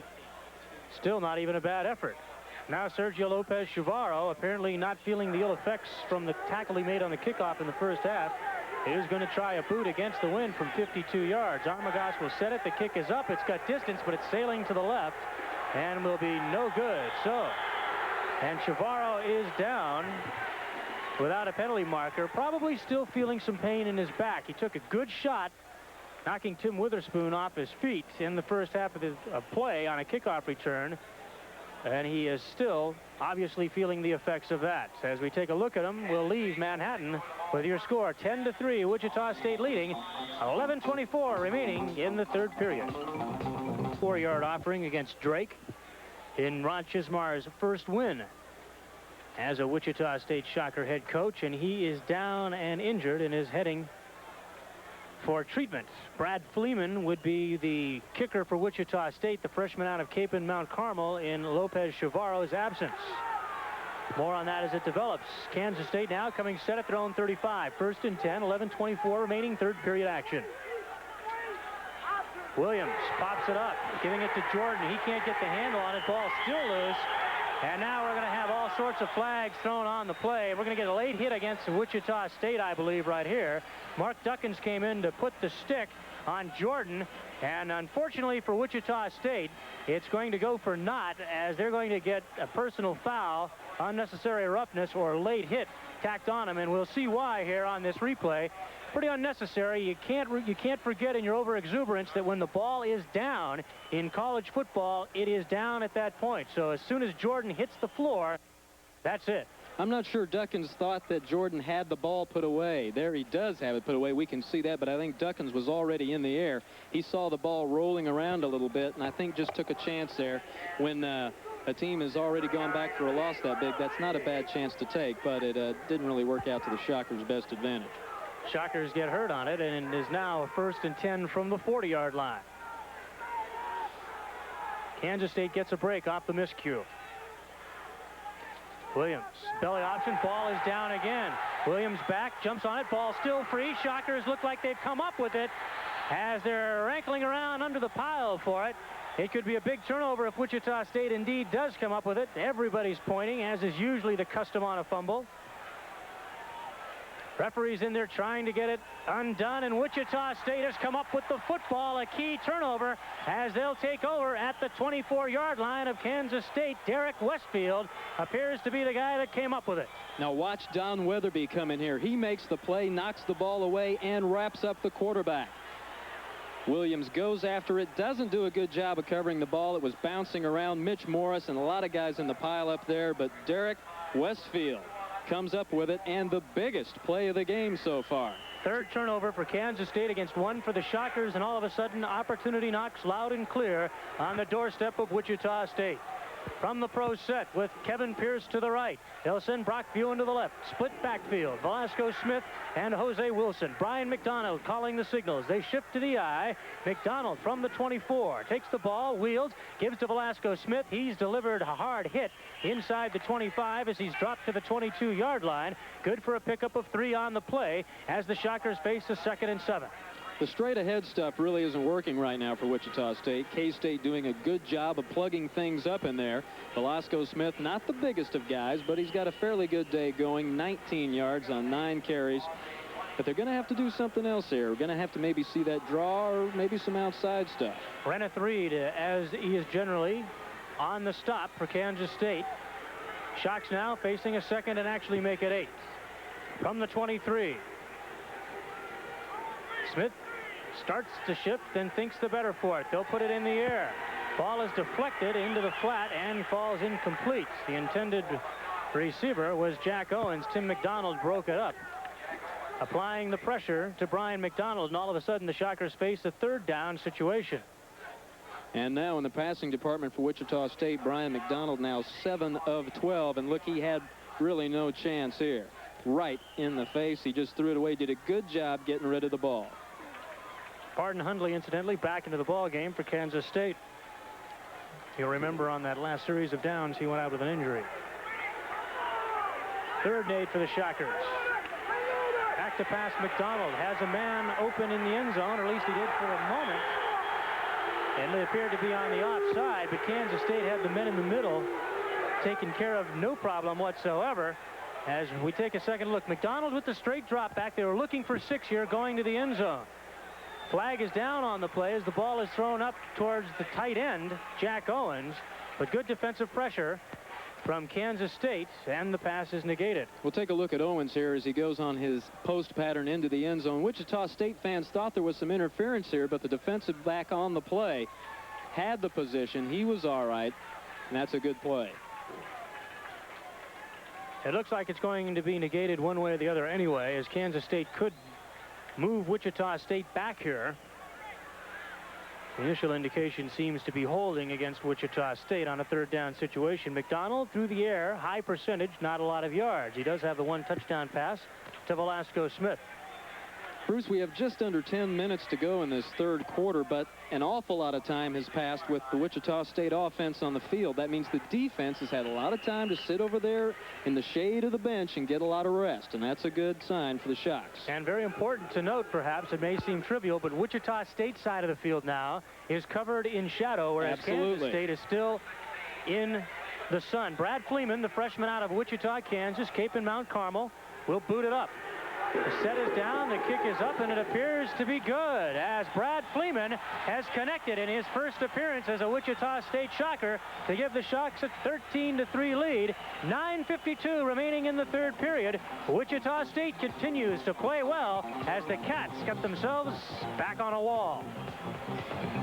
Movement, but Maurice Foxworth comes up with the big stick across the 30-yard line to the 33. Kansas State will start there. Boy, that Witherspoon is a dangerous fellow. We talked earlier in the game, over 4,000 yards rushing in his high school career. They retired his jersey at Liberal, something you don't see too much of in high school. That time he had another good thing going, and it was lucky for Wichita State they were able to stop him. 1st and 10 for the Cats. 9:46 remaining in the third frame. Wichita State up by 10. Williams goes right to the pass, looking out on the right flat, has a man there, gets a good seal-off block, and moving up the field is Ray Wilson. Ball is loose, and Wichita State has come up with it again inside the 50-yard line. What do you know about that? The 4th turnover registered by the Wildcats. Randall Cooper applied the stick, and the Shockers have come up with it. Chris Badsiong as well on the play, and the Shockers are playing opportunistic defensive football. And everything is going their way. Everything is going against Kansas State. Here they have a great play. They got a fortunate block. They got a guy inside, and here comes the ball out. Nice backside hit there. Nice play by Chris Badsiong and a host of Wichita State Shockers, and the defense is giving the offense all sorts of opportunities. The 4th turnover by Kansas State, as we mentioned, and the Shockers again have the football. Heading into the sun and the wind. Brian McDonald has Velasco Smith and Jose Wilson in the backfield. Kevin Pierce to the top, Brock Fewen on the bottom. Here's Velasco Smith cutting off to the right side. He's across the 35 to the 30 to 25. He breaks to the 20 to the 15, and he's ridden down there as the Shockers break to the 15-yard line. And take a look at that Wichita State bench. They are all over the place. They are sky high. When Brad Fleeman connected on that field goal, they went bananas. Everything is going the Shockers' way. We look on the replay, and again, you see the speed, the quickness, the explosiveness of Velasco Smith. He is going to make a big difference in this team this year. Velasco Smith showing some nifty moves, running from his right and his left. He's a juke and a jiver, and he got it all the way down to the 15-yard line before Barton Hundley finally rode him down. And the Shockers are knocking on the door again. 1st and 10 from the 15. They're on the near hash mark. This time it's Eric Denson testing the middle. He's to the 10-yard line and beyond before driving down. Smith on the game right now, 11 carries, 54 yards. So he's having a pretty good day so far, and that run right there would make a pretty good day for most people. Denson takes it to the 9, where Brian McDonald will set his Shockers 2nd and 5. And who would have thought it from Manhattan? Ron Chismar's troops right now leading 13-3 and threatening to add more to the count. Denson and Jose Wilson in the backfield behind Brian McDonald. Behind the big offensive line, McDonald calls his signals. They have been dandy up there today. Now he drops back in a passing situation. Being rushed, now breaking out of the pocket, has room to run at the 10-yard line, and he falls shy of the 6 after breaking out of his shoe at the 15. Lost his shoe there, and may have lost a chance to get some more yardage, maybe get into the end zone. He made a great spin-away move here to get out of trouble, and if he was able to keep both of his feet on, he might have gone into that end zone. We look at Brock Fewen in the end zone underneath the coverage, but the ball unable to be delivered as Brad Lambert didn't stay with Fewen, and he and Pierce, both of them, open in the end zone. Wide open. As McDonald made the choice to run. 3rd and 2 for the first down. They're at the 7. From the I formation, they'll try their luck. Strong right, they're in the slot that way. Denson's the second man through. He battles to the 5, close to the first down, maybe a little shy. I think he's going to be a little short there. They need a good mark, as Reneth Reed was the man that made the stop. They can get this one into the end zone and get 7 here. This will be big. Because as you look over at the Kansas State bench, they're off it now, but they were just sitting down, just kind of lackadaisical about this whole situation. This is right now a Wichita State football game, and they are sky high. They need to get this one in. Here come the sticks. In a game like this, emotion means so much for a football team, and right now Wichita State is riding a wave that is deluging the purple pride of Kansas State.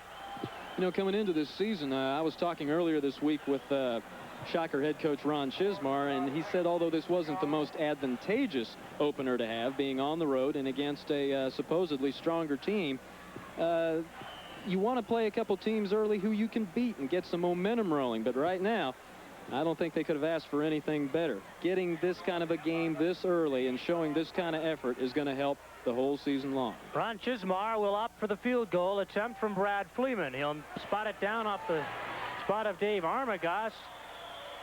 And it's a 22 effort. That is true. And Wichita State pushes the lead that much further to 16-3. 7:20 remaining in the third frame, and Brad Fleeman has proved to be an able substitute for the injured Sergio Lopez Chavarro. And a lot of pressure on a freshman coming in. He's now 2 for 2, 1 from 40, this last one from 22 yards.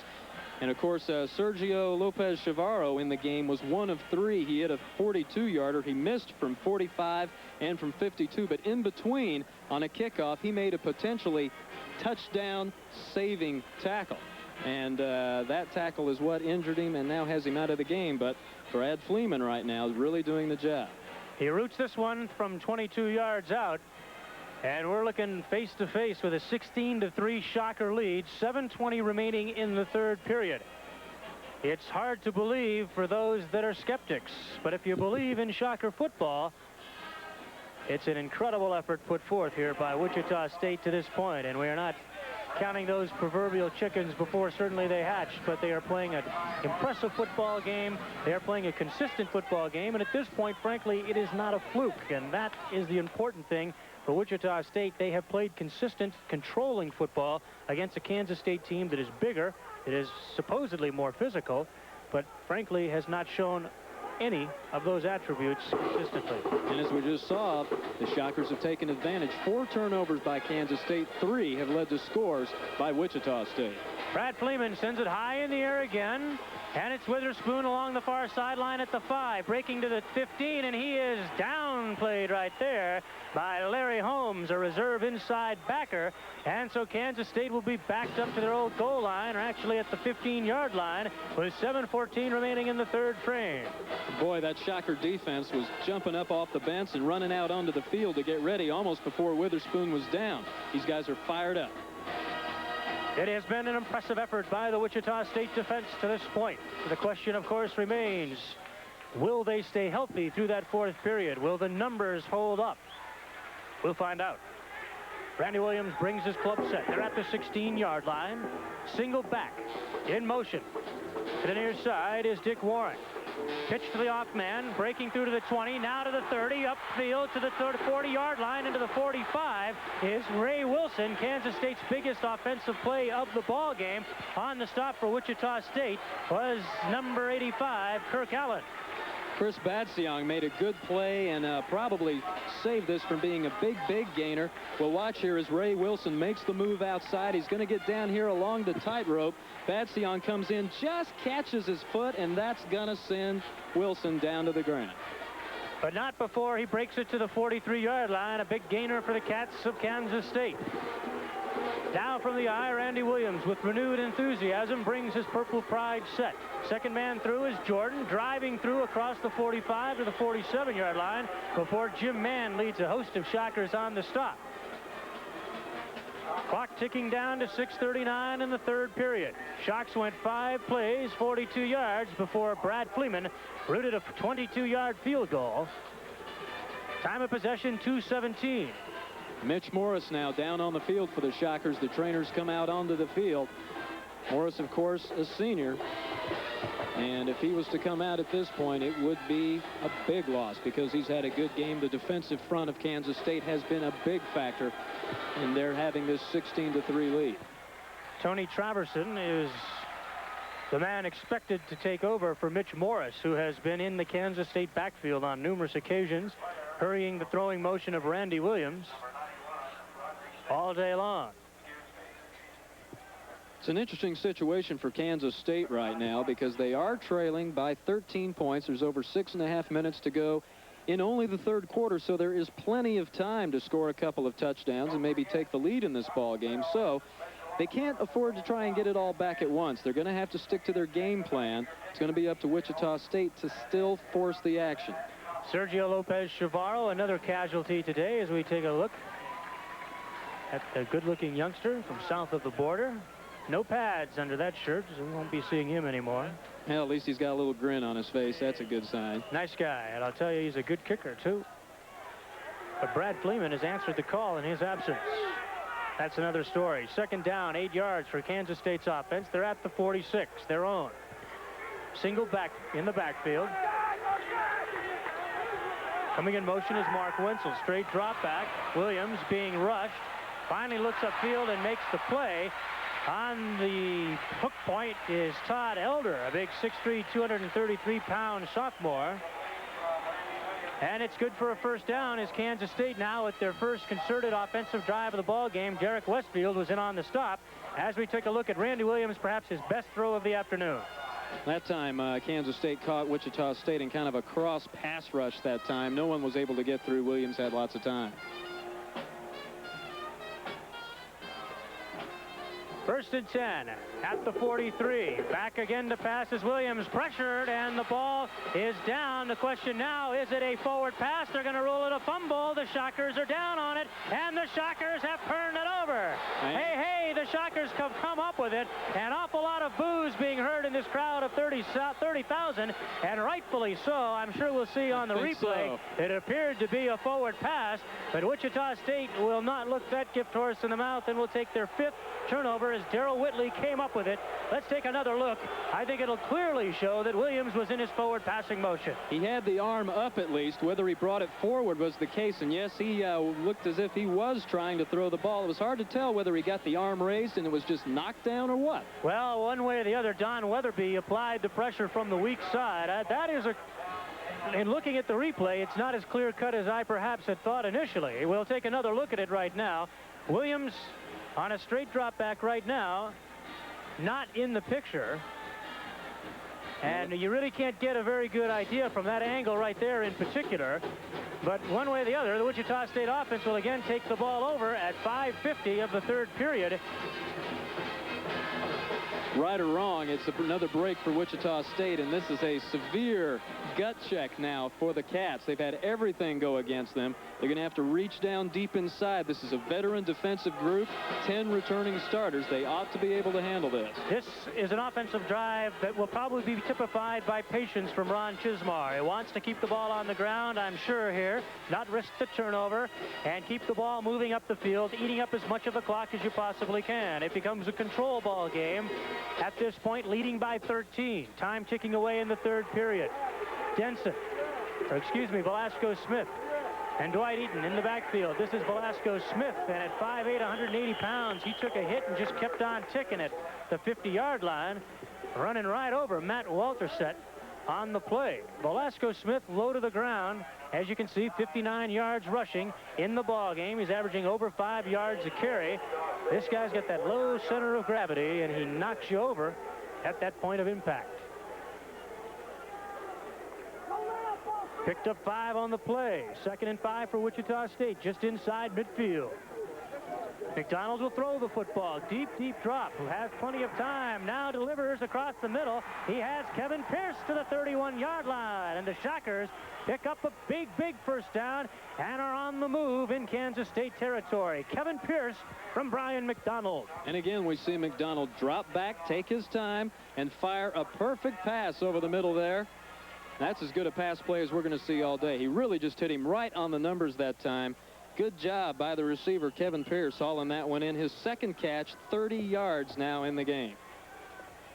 Kevin Pierce at one time played basketball for Gene Smithson's crew at Wichita State. Now checking his prowess on the football field. Shocks come set at the 31. They split the backfield. Velasco Smith and Dwight Eaton quickly out in the flat to Brock Buin. Jukes and jives. Gets to the 20. And it's good for a Shocker first down as Barden Hundley made the play. But the Shockers are moving on the short passing game. As we take another look at it, Brian McDonald with more and more confidence. Kansas State was coming with the blitz right there from the corners, but Brock Buin picked it up quickly and made the play to the 20 with a good move. Hundley saved a touchdown. We'll take another look at Buin here. He's caught 3 balls today for 35 yards, so they're spreading it around. They haven't really tested old Barton Hundley over there a couple times. This time he had to come over and make the play. Shockers again with another opportunity. McDonald hands off this time Velasco Smith. He's inside the 20 to the 18-yard line before he's finally knocked down on the play by David Wallace, who's been very busy in that inside backer spot. Keeping this drive going is very important to the Shockers. If they can get another field goal out of the freshman Brad Fleeman here, that would mean that Kansas State would have to score more than 2 touchdowns to get back into this ball game. But of course, Ron Chismar's group would like to put it in that purple end zone. Brian McDonald coming set. He's had a good day passing the football, 9 of 15. 2nd down and 8. Splits the backfield. Pierce to the near side. Drop play, Velasco Smith, and this time he's racked up quickly by Kevin Humphrey. Dropped him back to the 24-yard line, and it'll be a 3rd down situation for Wichita State. Now they just smelled that one out that time. Of course, Humphreys had a big day for the Wildcats. That time they went with the draw, which has been very successful so far and has been the bread and butter for Velasco Smith so far in this game. That time it didn't go. So it's a 3rd and 13 for Wichita State. They've been knocking on K-State's door pretty much throughout this second half of action. They put it through for a field goal a couple of times from the foot of Brad Fleeman. This time McDonald across the middle, just off the hands of his back, flaring down the middle. Dwight Eaton couldn't come up with it.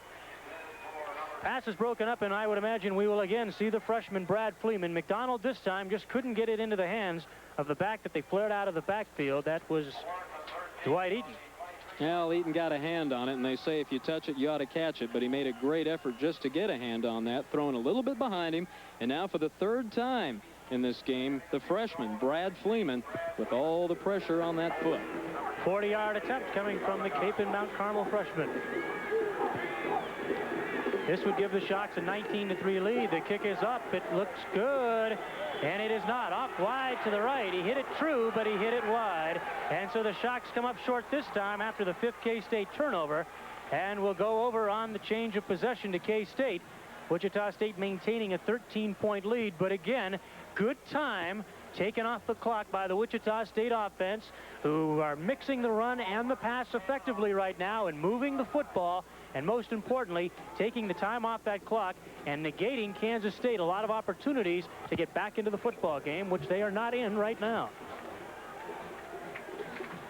Randy Williams would like to remedy that. He brings his cat set at the 23. Sends a man in motion to the near side. That's Todd Moody. Gives it to the off man back. Jordan drives across to the 25, close to the 30-yard line, where Mark Duckins and Kirk Allen combine on the stop. It'll bring a 2nd down situation. And again, we're going to have to take a look now at how Kansas State is going to attack this situation. They're sticking pretty much to their game plan. They're running it up the middle, occasionally some off-tackle stuff. We haven't seen too much of the option set in the option offense that they ran late in the second half, or rather in the second quarter. That seemed to work. Maybe we'll see some more of it. That was Greg Stram on the carry. 2nd down, 4 yards to go. Todd Moody in motion to the near side. Williams looking back to pass, and he finds the man open. Todd Elder found the seam of the zone, and it's good for a K-State 1st down to the to the 39-yard line. Randall Cooper in on the stop.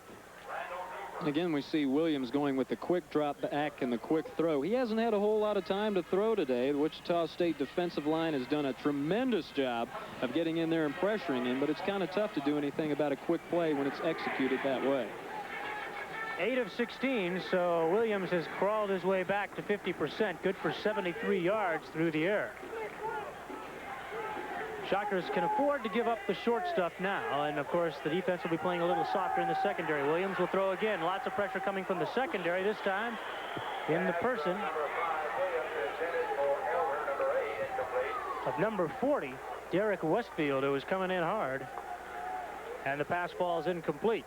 There again, we see anytime they go to a deep drop back or anything where Randy Williams wants to have time to set up, he's not getting it, and he was really rushed that time and had to throw the ball away. 8 of 17 now is Randy Williams. And one way or the other, K-State's got some work to do on what is supposed to be a vaunted passing game approaching the Big 8 schedule. My, oh my. It's like looking into the teeth of a dragon. Williams rolling out to the right.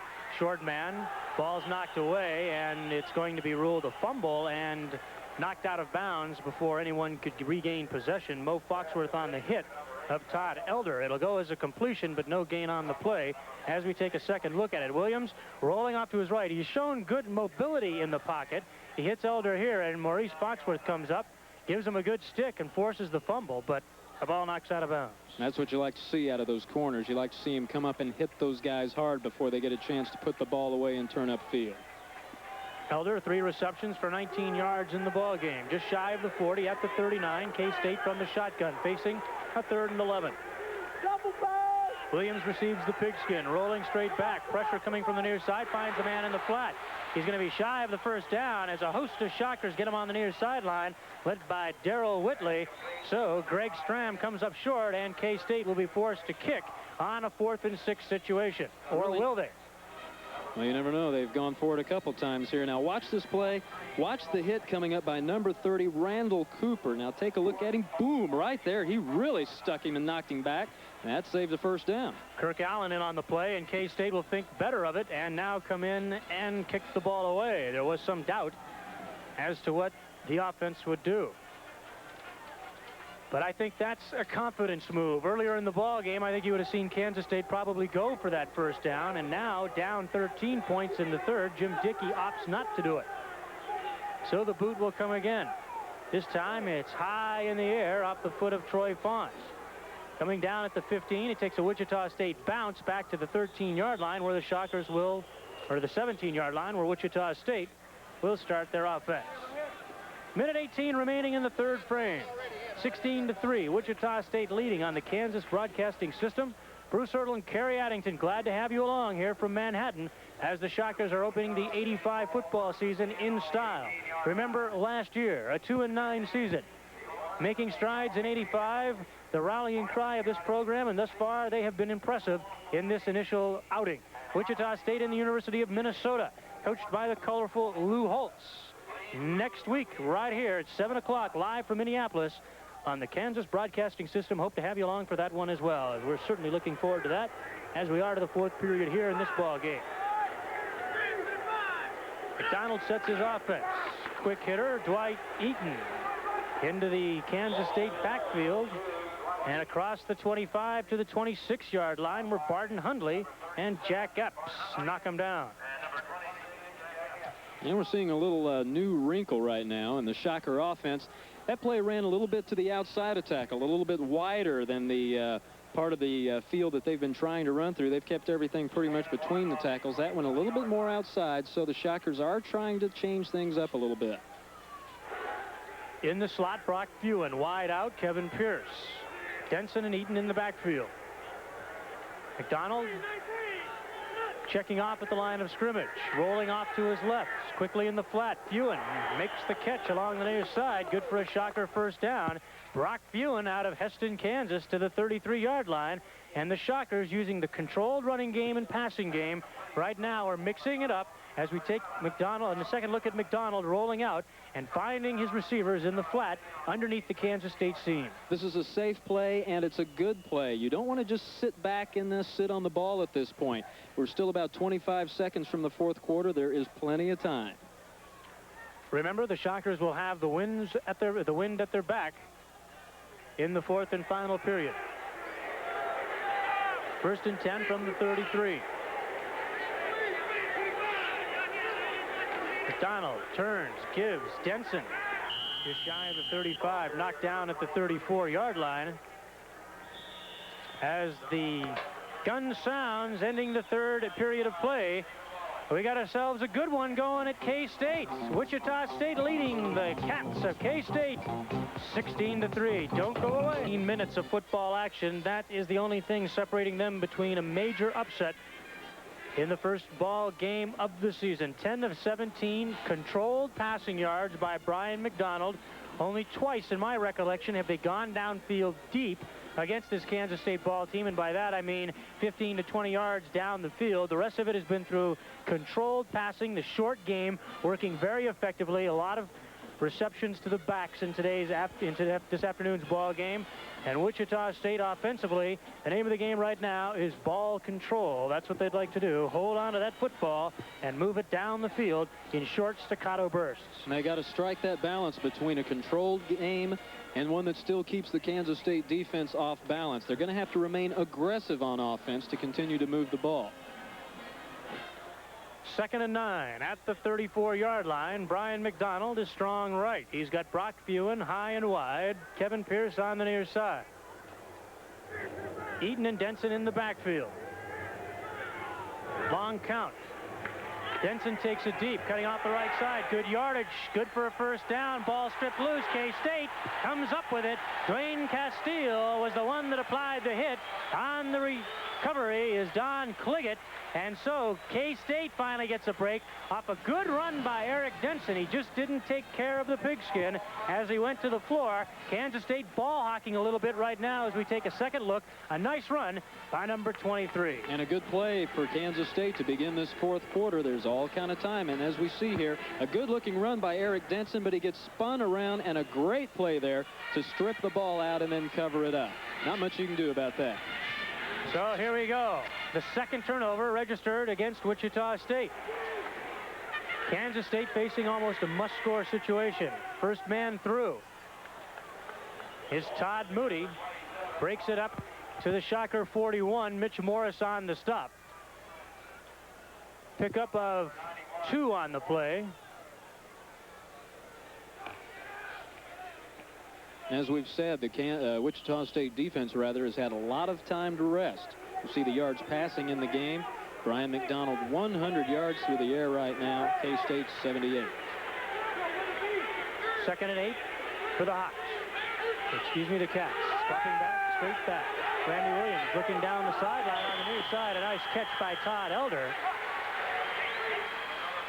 And it's good for a first down to the 32-yard line. And that's a great play for Kansas State to run at this time. It's a fairly safe play, and you're not going to see it thrown and executed any better than this. It's very hard to defend when they do it this way. Williams shoots it right down. It's low, it's outside, and a perfect pattern there run by Todd Elder. So Kansas State on the move, trying to get back some points. They trail by 13 in the ball game. 1st and 10 from the 32. Williams sends the man in motion. That's Dick Warren. The Shocks are coming with everything. Quick pitch on the near side. Moving up to the 25. And Chris Badsiong and Kirk Allen finally wrestle the man down. Now it's Greg Strom driving across to the 20, and it's good for a first down as Kansas State is starting to assert themselves a little bit physically up front and are grinding it out to the 18. Momentum. We're seeing how important it is. No one on the Kansas State team has run any harder today than Greg Stram does on this carry. Watch him put his head down, bulls right through a tackle there, and he goes right through 2 more guys, and they still don't have him down. A little bit of mental edge, a turnover, a nice quick completion. Now they're moving. Kansas State moving the football. They're inside the 20 at the 18. Now we're going to take a timeout. The Cats want to talk about it a little bit as Randy Williams will go to the sideline to talk to Jim Dickey and the powers that be at Kansas State. Is destiny on the side of the Shockers? That is the question with 13:31 remaining, 16-3. Hang in there. The yards rushing. And they give it to the first man through. Ray Wilson cuts it in across the 15 to the 13-yard line where Kirk Allen finally drove him down. But still a pickup of 5 yards on the play for Kansas State. 13 minutes, 18 seconds left in the football game. Plenty of time in just a 13-point deficit. Field goal won't do the Cats too much good right now. They need to get into the end zone. They need 7 points. Like a shot of adrenaline, K-State seems to be playing with a little bit more enthusiasm right now, as well they should. They have the ball, 2nd and 5 at the 13. Williams calling the signals. Go right ahead with Strong. In inside the 10 to the 8-yard line. Close to a Kansas State first down. He might have been stopped short by a host of Wichita State tacklers, including Mitch Morris and Kirk Allen. Straight ahead play right there, and as you can see, the line surge is now in favor of Kansas State. They moved the Shocker defensive front about 2 yards backwards that time before anybody had a chance to react. Big play for Wichita State. It's a 3rd and 1, and now we have a timeout called on the field. Wichita State's going to talk it over defensively right now, as Williams will trot on over again to talk to Jim Dickey. As Kerry said, you got to put it in the end zone right now. Time's wasting. They're down by 13. We come back, they'll have it. 3rd and 1 on the 9. Money time for Kansas State. 3rd and long 2 at the 10-yard line. They go to Strom up the middle, and he surges forward for what appears to be a first down. The initial hit would have stopped him shy, but the second effort may have propelled the 6'3", 233-pound senior to the first down yardage. We'll have to wait and see.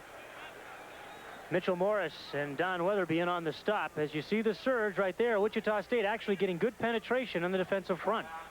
This is going to be a close one. It looks to me as if they're going to be just an inch or two short. If they get it, it's going to be by the nose of the ball. Well, you can bet that Jim Dickey is going to go for it right now. He can afford nothing else with 12:21 remaining in the ball game. Keep in mind, Kansas State scores. They put a point extra on the board and make it a 16-10 ball game. A touchdown and an extra point would win it. He's about a football short. So a 4th and 1 for the Kansas State Wildcats, and in they come with the short yardage offense.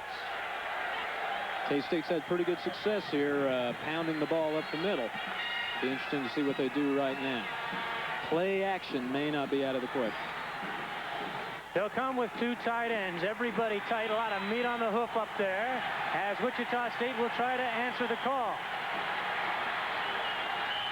Kansas State needs a foot to keep the drive alive. Stram and Moody. Moody gets the call. He gets hit. And I don't know. I think that K-State is signaling they've got it. Wichita State is signaling But the second effort after he was hit may have given them the first down. Kirk Weidenkiller on the stop for Wichita State. The mark will be oh so important now for the Kansas State Wildcats. And they're going to bring in the change. Looks as if Moody might have gotten it on his initial surge. He then came off the pile and slid down to the side, and he might have been able to push that ball up there, but it still looks close. They got a good spot as well, and it appears that Moody got the first down. No, he did not. Boy, there you couldn't have stuck a pinky in between there. Shockers take over. How about that? Can you believe it? That Wichita State defensive unit has just done an exemplary job today. And that could be the play of the game when it's all over. Let's watch the Wichita State defensive surge up front, Kerry. Well, they're doing a good job packing it down inside. There's a good hit behind the line right there. And then you got a man coming over the top. That's Darrell Whitley, and he really did the job. Kirk Allen in the middle of that pile, and the Shockers prove an immovable wall. And now the key for Brian McDonald in the offense to get it out of there, get yourself a first down, hold on to that football. Ball control. Boy, they really shut the door on him that time. Great play. What a tremendous defensive effort we are seeing here today by Wichita State. I know it's redundant, but it is as surprising as it is redundant. They try the middle with Jose Wilson, and the Shockers push forward across the 10-yard line out to the 12.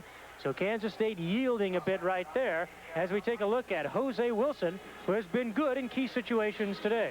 We're down to crunch time now. We've still got a little under 12 minutes left to go in the game, but right now we're going to find out who the men are, and the big men are in the middle, the line. Watch in these plays coming up and see who handles who up front. Second down and a long 5 for Brian McDonald. Shockers are set in the eye. Jose Wilson and Velasco Smith. Velasco gets it deep in the secondary, in the backfield, and he is crunched at the 10-yard line. The officials go down, the ball goes down, and I believe we're going to have the ball whistled dead, and Wichita State's going to get it back. It was dead. Kansas State fans probably thinking the calls have gone against them pretty much this game. We only had one questionable call, that coming earlier in the half when it appeared that Brian Williams had not thrown the ball, but they ruled that one a fumble. Let's take a look at this one right here. Brian McDonald giving it back to Velasco Smith deep in the backfield. He's racked up right there initially. on the play by Tim McDonald. Then a surge of purple pushes them back, but the ball was clearly dead, and Wichita State regains possession. Sharks have gained 115 yards rushing. They would like to increase that total right now on a long 3rd and 6 situation. Loss of 1 on the play officially. McDonald will pass the ball across the middle quickly to the tight end. This time it is a fumble, and K-State comes up with it. No. They're saying an incomplete pass. I don't think he had possession. He never took the step with it once he caught it. I'll tell you, K-State has not gotten an awful lot of calls, and that one will be interesting to take a look at again as the officials, all of them in unison, signifying an incomplete pass, and so Wichita State, what appeared to be a completion to Jack Owens, is nullified. Let's take a look and see if we can pick it up on the replay. Just dragging it across the middle. And that, my friends, is a toss-up. That is a judgment call, and I'm afraid I was going to have to judge fumble right there because he's got it. He takes a step over, he turns, and then the ball comes out. That is a fumble. Boy, oh boy, Wichita State gets a break right there, or at least it appears to be. And David Armagast will boot it away again from his own end zone. You need a few breaks to upset. A nice kick here wouldn't hurt. Kick is spiraling to the 50. Wenzel takes it at the 48. And he is downed after 4 tough yards to the Wichita State 47. So the Shockers get a break, a good kick, and now they got a little room to operate defensively as his 5th kick from David Armagast goes 39 yards, and he's booted some good ones today. He had a 49-yard effort and a 44-yard effort as Kansas State will now take over at the 47-yard line, and time is wasted. Yeah, we're down to about 10-15 now to go in the game. If the Shockers are going to go ahead and win this one, the defense is going to have to do the job. They've done it so far. They've forced turnovers. They've stopped them in big situations. They're going to have to do it again now. Randy Williams brings the Cats up. Running from the eye, rolls out to his left. He's got all sorts of time, looks down the field and completes it to Dick Warren, who across the 35, or excuse me, the 45, close to the 40-yard line to the 42. Maurice Foxworth made the stop for Wichita State. Dick Warren out of Wichita, Kansas. Mo Foxworth has played a great game. He's been all over the field, roaming around, making tackles. That was a big one there because he was the only guy in the area. 9:47, and it's ticking down for Kansas State. 2nd down, 5 yards to go for the Cats. 2nd man through is Stram. John Weatherby wraps him up as he picks up 2 more yards. It'll be a 3rd and 3 situation as we take a look at Greg Stram, who has been the short yardage man for the Cats today. 6'3", 233, a senior. Really good play there by Don Weatherby to fight off a block and wrap Stram up.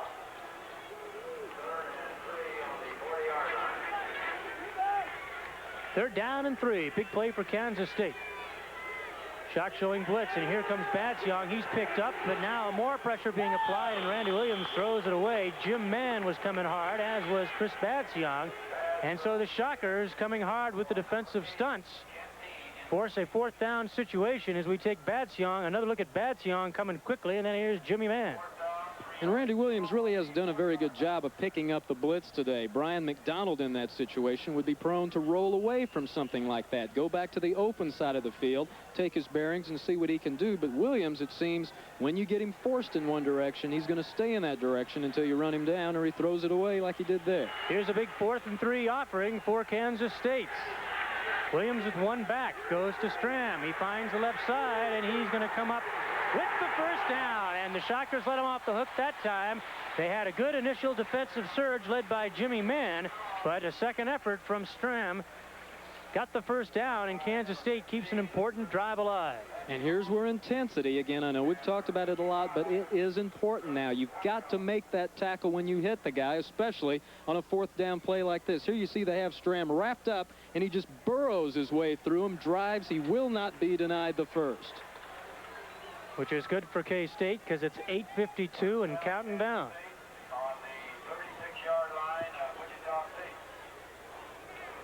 Shadows now dominating the midsection of the field. Still Kansas State's bench drenched in sunshine. approaching now the early evening hours in a Kansas summer. Cats come set. Here's Stram on the left side again. A whole host of purple out there, and Stram boasts forward for a good 6-yard pickup.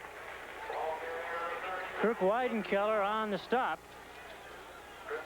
Kansas State, smart play here. They're working the short side of the field, and they're working towards the sidelines where, of course, they can stop the clock on the short rushing plays. But Wichita State is bending and not breaking on defense right now. It's a 2nd and long 4.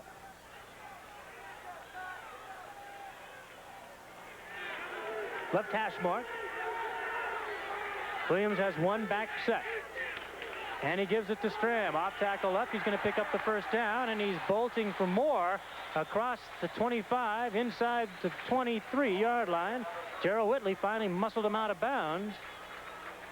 But Kansas State is picking up yardage and stopping the clock on each play. Intelligent use of the running game. They're doing it on the big shoulders of Greg Stram.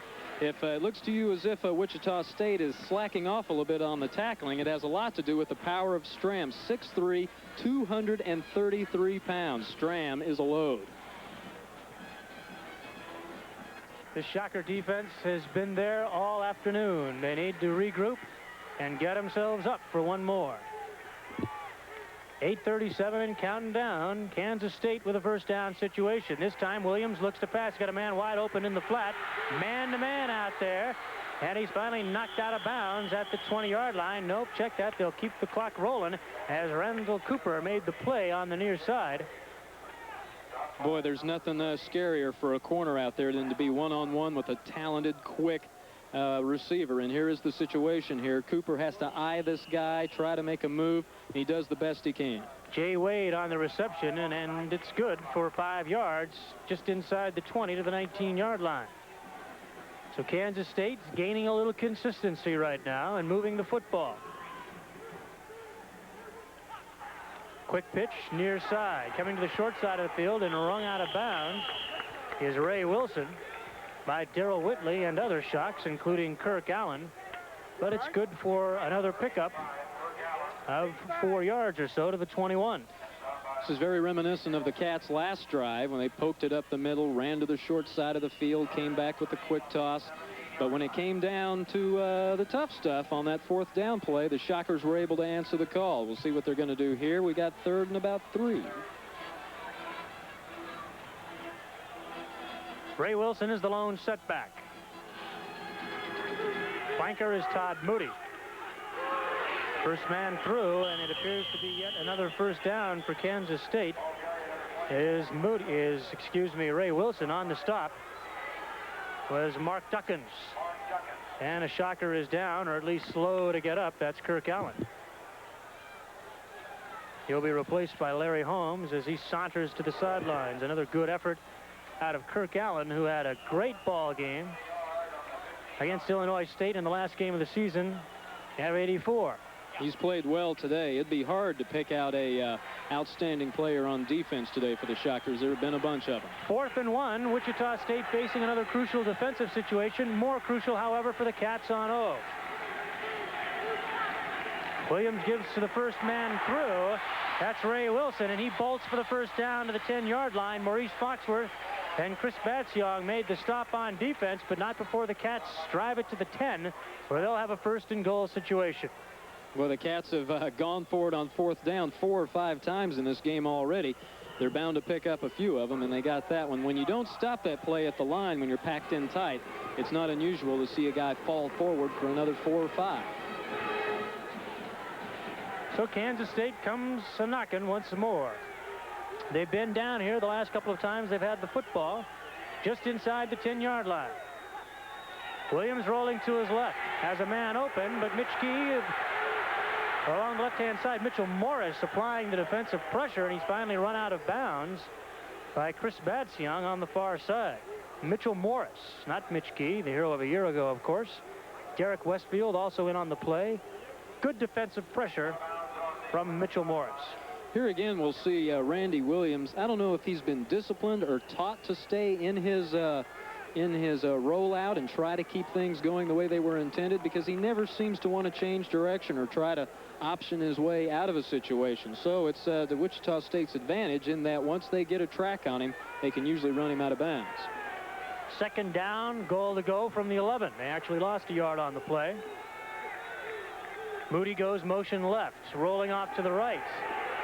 Ball is knocked up in the air and picked off at the goal line by Chris Young. The Shockers have gotten it on the 6th turnover of the ball game.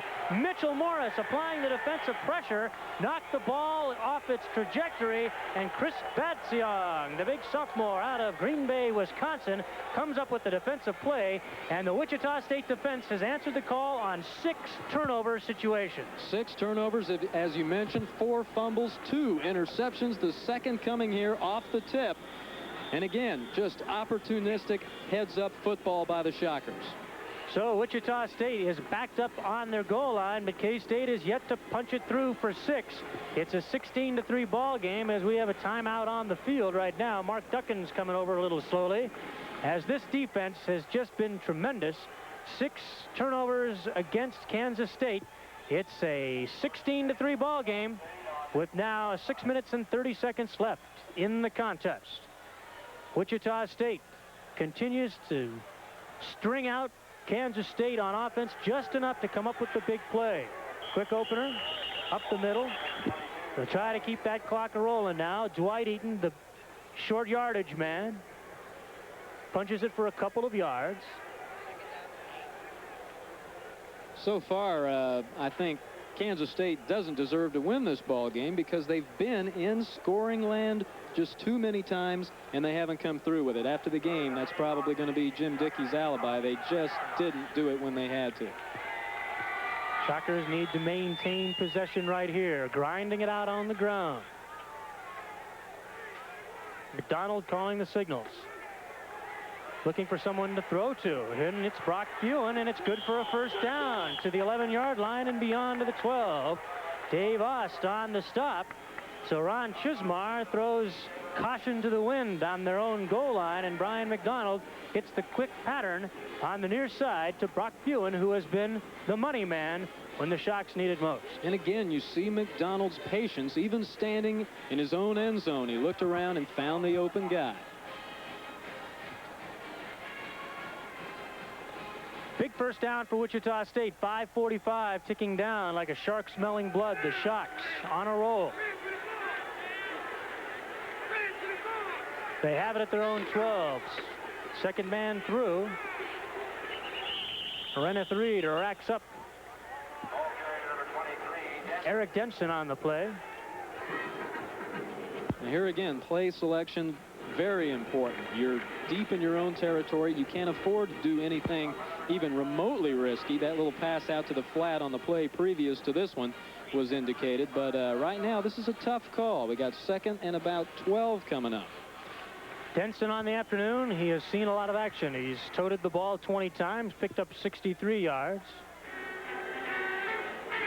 2nd down and 11 for Wichita State. Eden and Denson in the backfield. McDonald goes deep in the backfield, and Denson is racked up quickly on the play by a whole host of Kansas State Wildcats. Troy Adams leading the defensive surge.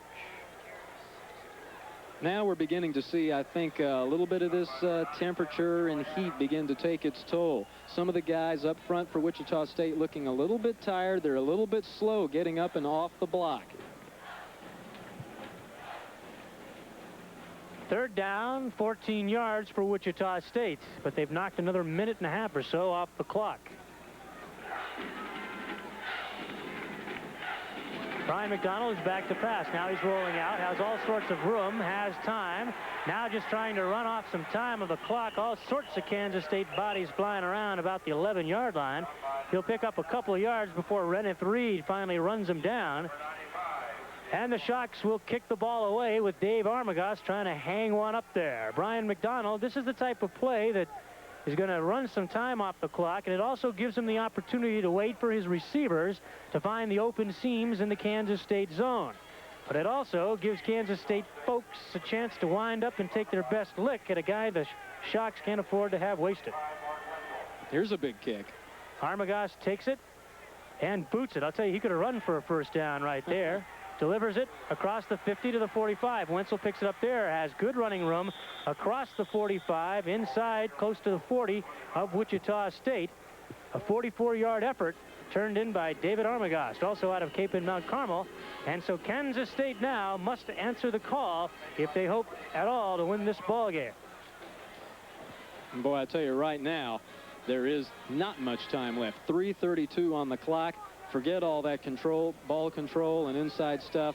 It's going to be fireworks time as we see Greg Edwards, the senior center for the Shockers, being helped off the field. He would be a tremendous loss.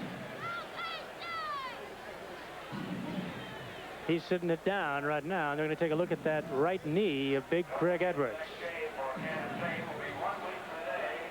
He's quite a guy. I talked to him earlier this week, and he told me that with the talent that the Shockers have at quarterback and at the receiver positions and at running back, this offense ought to be fine, he thinks, if the offensive line can just do its job. So far, they've done a pretty good job today, but they will not be nearly as effective if this man can't get back into the ballgame. Edwards, I think you might have been able to hear that, talking about a cramp possibility, and obviously in this heat, that is a concern. Shadows now, as you can see, have pretty much engulfed the entire playing surface here at Kansas State. And I'll tell you, we're 3:32 from a shocking victory for Wichita State. And indeed, some of the Kansas State partisans are heading to the gates. Well, this is the day for upsets. A few teams have already played a few games, but this is the official opener, and you're bound to see a few. We've already seen Nebraska fall today. Randy Williams with a last gasp chance, sends Moody in motion. Now he's dropping back. He has Dick Warren wide open to the left. Instead will go downfield. Has a man open on the near side.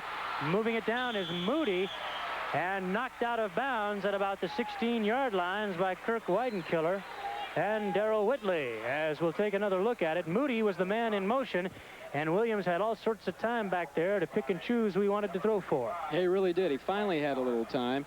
Made a good pass, good pattern, and a good catch right there. Wichita State cannot afford to lay back. I think they were playing a little prevent right there, and it cost them. 3:24 remaining, so still plenty of time for all sorts of things to happen. Randy Williams has got his cats moving at the 16. Gives it to his one-man back, trying the near side, is Ray Wilson. He's knocked down hard on the play defensively by Wichita State. Sean Saturday on the play for the Shockers also. And now we have a man down, and that is Kirk Weidenkiller, the freshman, who has just done a tremendous job for the Shockers. The attrition rate has pretty much gone against Wichita State, and that, of course, is something that Coach Ron Chismar was very worried about indeed. The Shockers do not have a lot of depth. As we take a look at Weidenkiller down on the floor, he appears to be injured. We'll just see how badly he's hurt when we return. We're looking down the barrel of an upset, gang. 16-3. Stay here.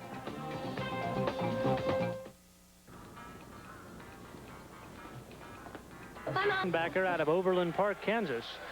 He's done a great job playing for these Shockers today. Second down, 7 yards, Kansas State. They're at the 18. Second man through is Moody. Hit hard once, hit hard twice. Kirk Allen and a bunch of guys wrestling him down. As the Shocks get tough inside that 20, they are very begrudging indeed. They're doing a good job right now. It looks as if they've picked up the pace a little bit, but the pace of the clock keeps going. 2:40 now left to go in the game. As we look at the replay, you can see the Wichita State defensive front seethe through and go in to make the stop. Look at Kirk Allen go to that football. Boy, I'll tell you. He's just waiting on him, isn't he? Yeah, he's got a radar on down there.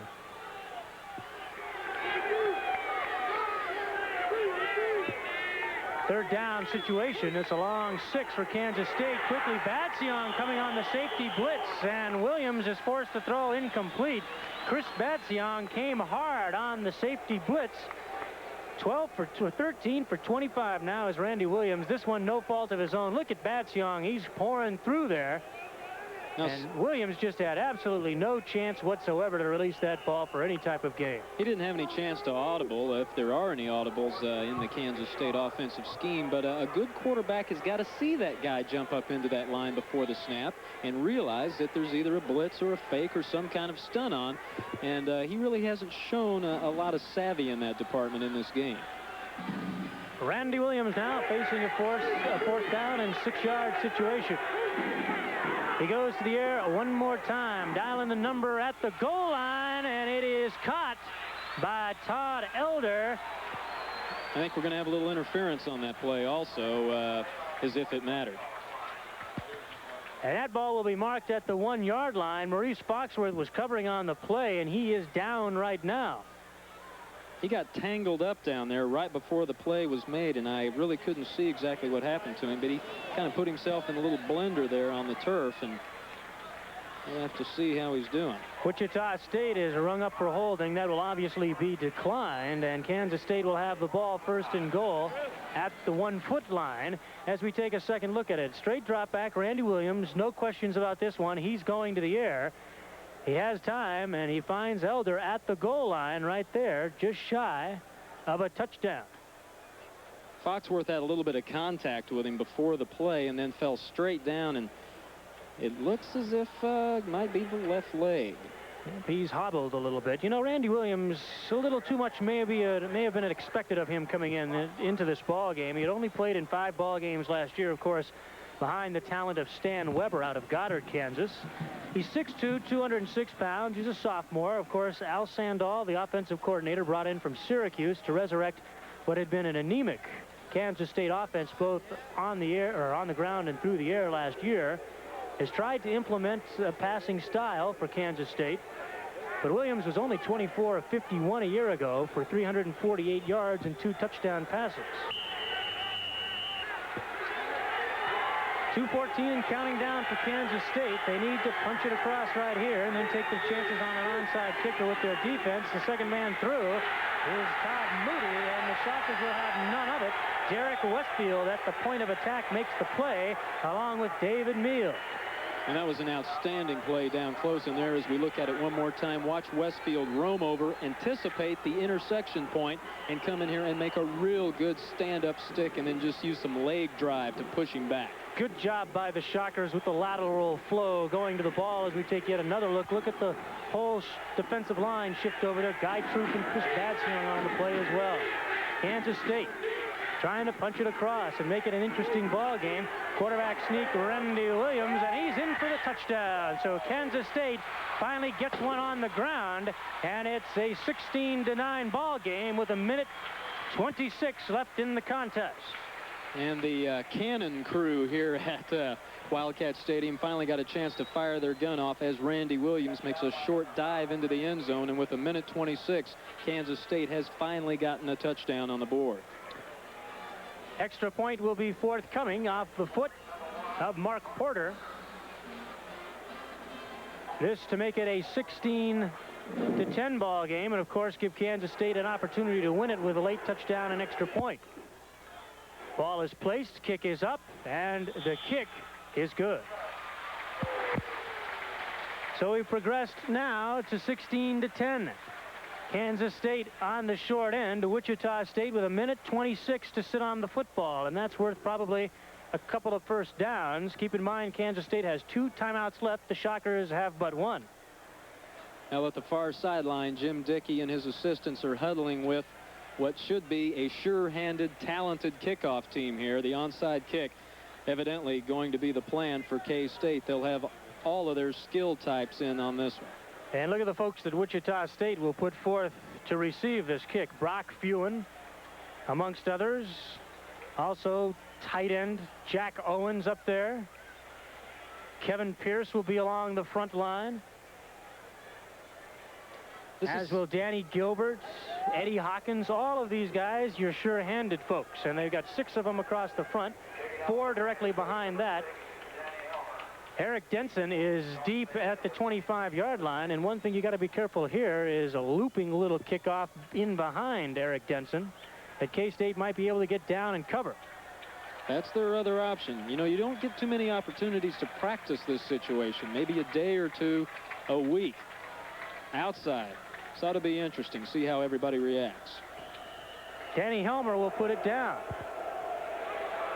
They're going to go to the left. Here they go. The ball is down. The ball is knocked around. The ball is out of bounds, and the ball will go to Wichita State. Wildcat touched that job at about the 49 before it went 10 yards, so they wouldn't have gotten it anyway. Now some conversation on the Kansas State side of the field as we take a look at the play here. Remember, the ball has to travel 10 yards, and it did not. See it hit right there? Inside the 50, and the ball eventually bounced out of bounds. Tim Jackson is the guilty party. Wichita State will take over. And I think that's exactly what's going to happen. They're going to talk about it. There's been a lot of strange calls in this game. Kansas State's going to come away from this one thinking maybe they got the short end of the stick from the guys in the striped shirts. So they're going to try and make sure everybody's satisfied with this decision. Ron Chismar making sure that he understands the situation clearly. He gets one last word in with Brian McDonald. What a coup he would be pulling off to win this ball game right here. Illegal touching of the ball on Kansas State. It'll be Wichita State's ball. Shockers will take possession at 49, where the player, Tim Jackson, covering on the kickoff, last touched it. At this point, the formula is simple. You want to hold on to that football and take care of business. No mistakes. McDonald brings them set. Eden the up back. Long count. Pitches it deep. Denson has it. Cutting back against the grain, and he's down inside the 50 to the 47-yard line. Clock keeps ticking, and Kansas State's going to stop it using one of their 2 remaining timeouts. In a situation like this, you want to get the ball to a guy who is fairly sure-handed. And Eric Denson gets the call this time. You know, the Wildcats are looking for a miracle here. They're going to be punching at the ball. One guy's going to come in, try to make the tackle and stand the runner up. The next guy's going to come in and try to knock the ball out. Shocks holding a 6-point lead. Kansas State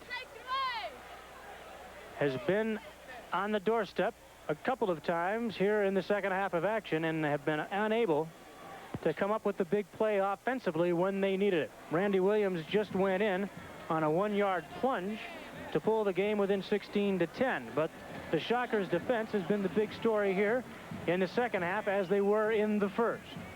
Randy Williams would like one more chance to touch that football. Shockers need a first down. But they are on the verge of something very special here on opening week. Second down, 8 yards for Brian McDonald in the Shocker offense.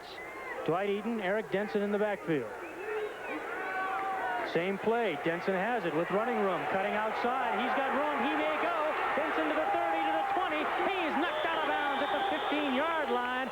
And the Shockers have themselves a first down as Barton Hundley saved the TD. And hey, the Shocks are not going to get. What had to be going through the mind of the K-State defense right here? Here's the quick toss. Denson gets through the beginning of it, and now there's just no one there making a good effort at him. And he's just going to take it and run on by, and he only had a couple guys to beat, or he might have gone all the way. Great play, and that should just about wrap it up. Eric Denson again. Now watch the moves he makes. One, juke into the outside, picks up his blocks, makes a nice cut to avoid the free safety, and he drives it down to the 15-yard line where the Shockers regain possession. Down by 6 is Kansas State. Met hard in the backfield.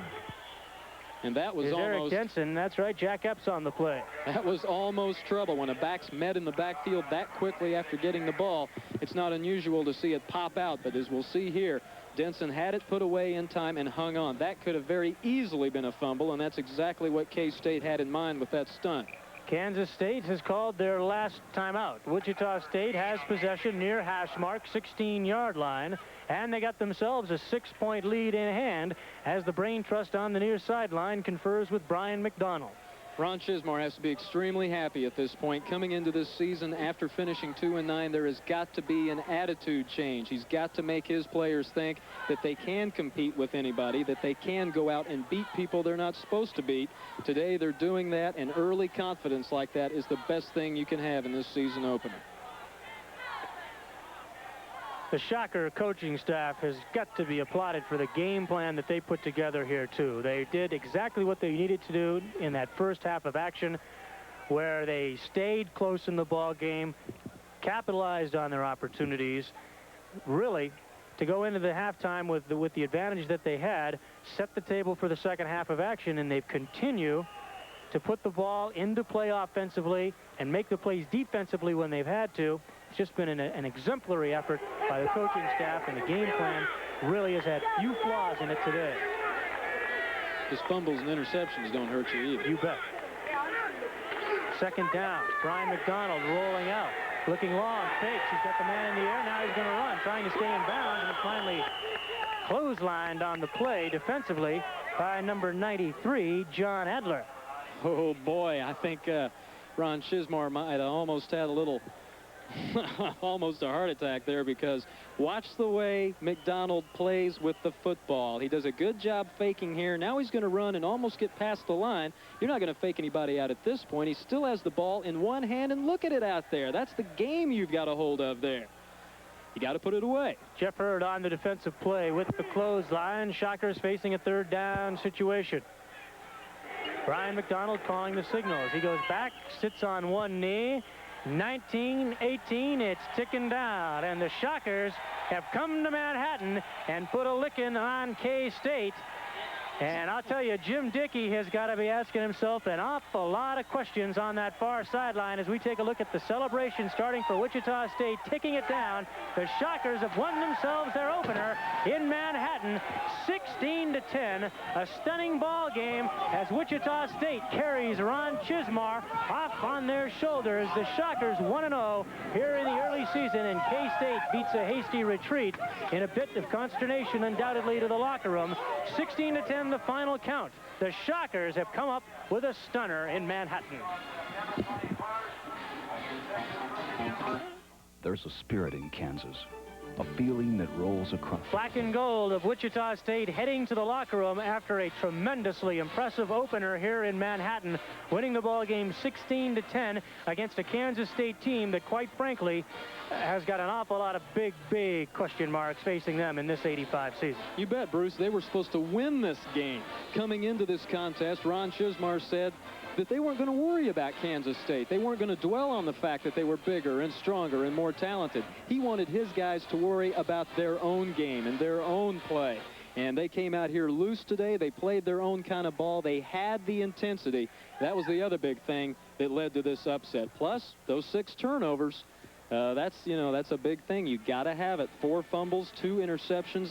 3 of those turnovers wound up as Wichita State scoring drives, and that's the kind of thing you need to get an upset. The only question left now, of course, the attrition rate for Wichita State. How will the injuries affect them next weekend against the University of Minnesota? You'll see it all right here on the Kansas Broadcasting System. 7 o'clock from the Metroplex in Minneapolis as Wichita State takes on Big Ten Minnesota's Golden Gophers. I want to take this opportunity to thank the fine folks from WIBW-TV here in Topeka who produced the broadcast. Our producer today was Julia Sept. For Kerry Addington, this is Bruce Hurdle. Miracle time in Manhattan, gang. See you later.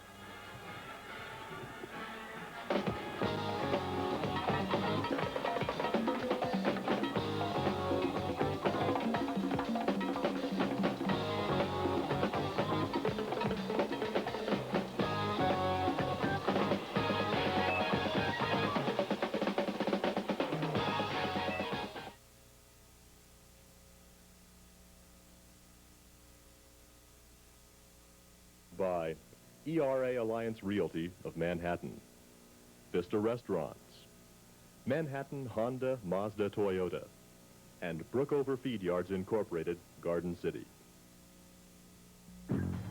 Bork Brothers has one of the best selections of quality clothing in Manhattan.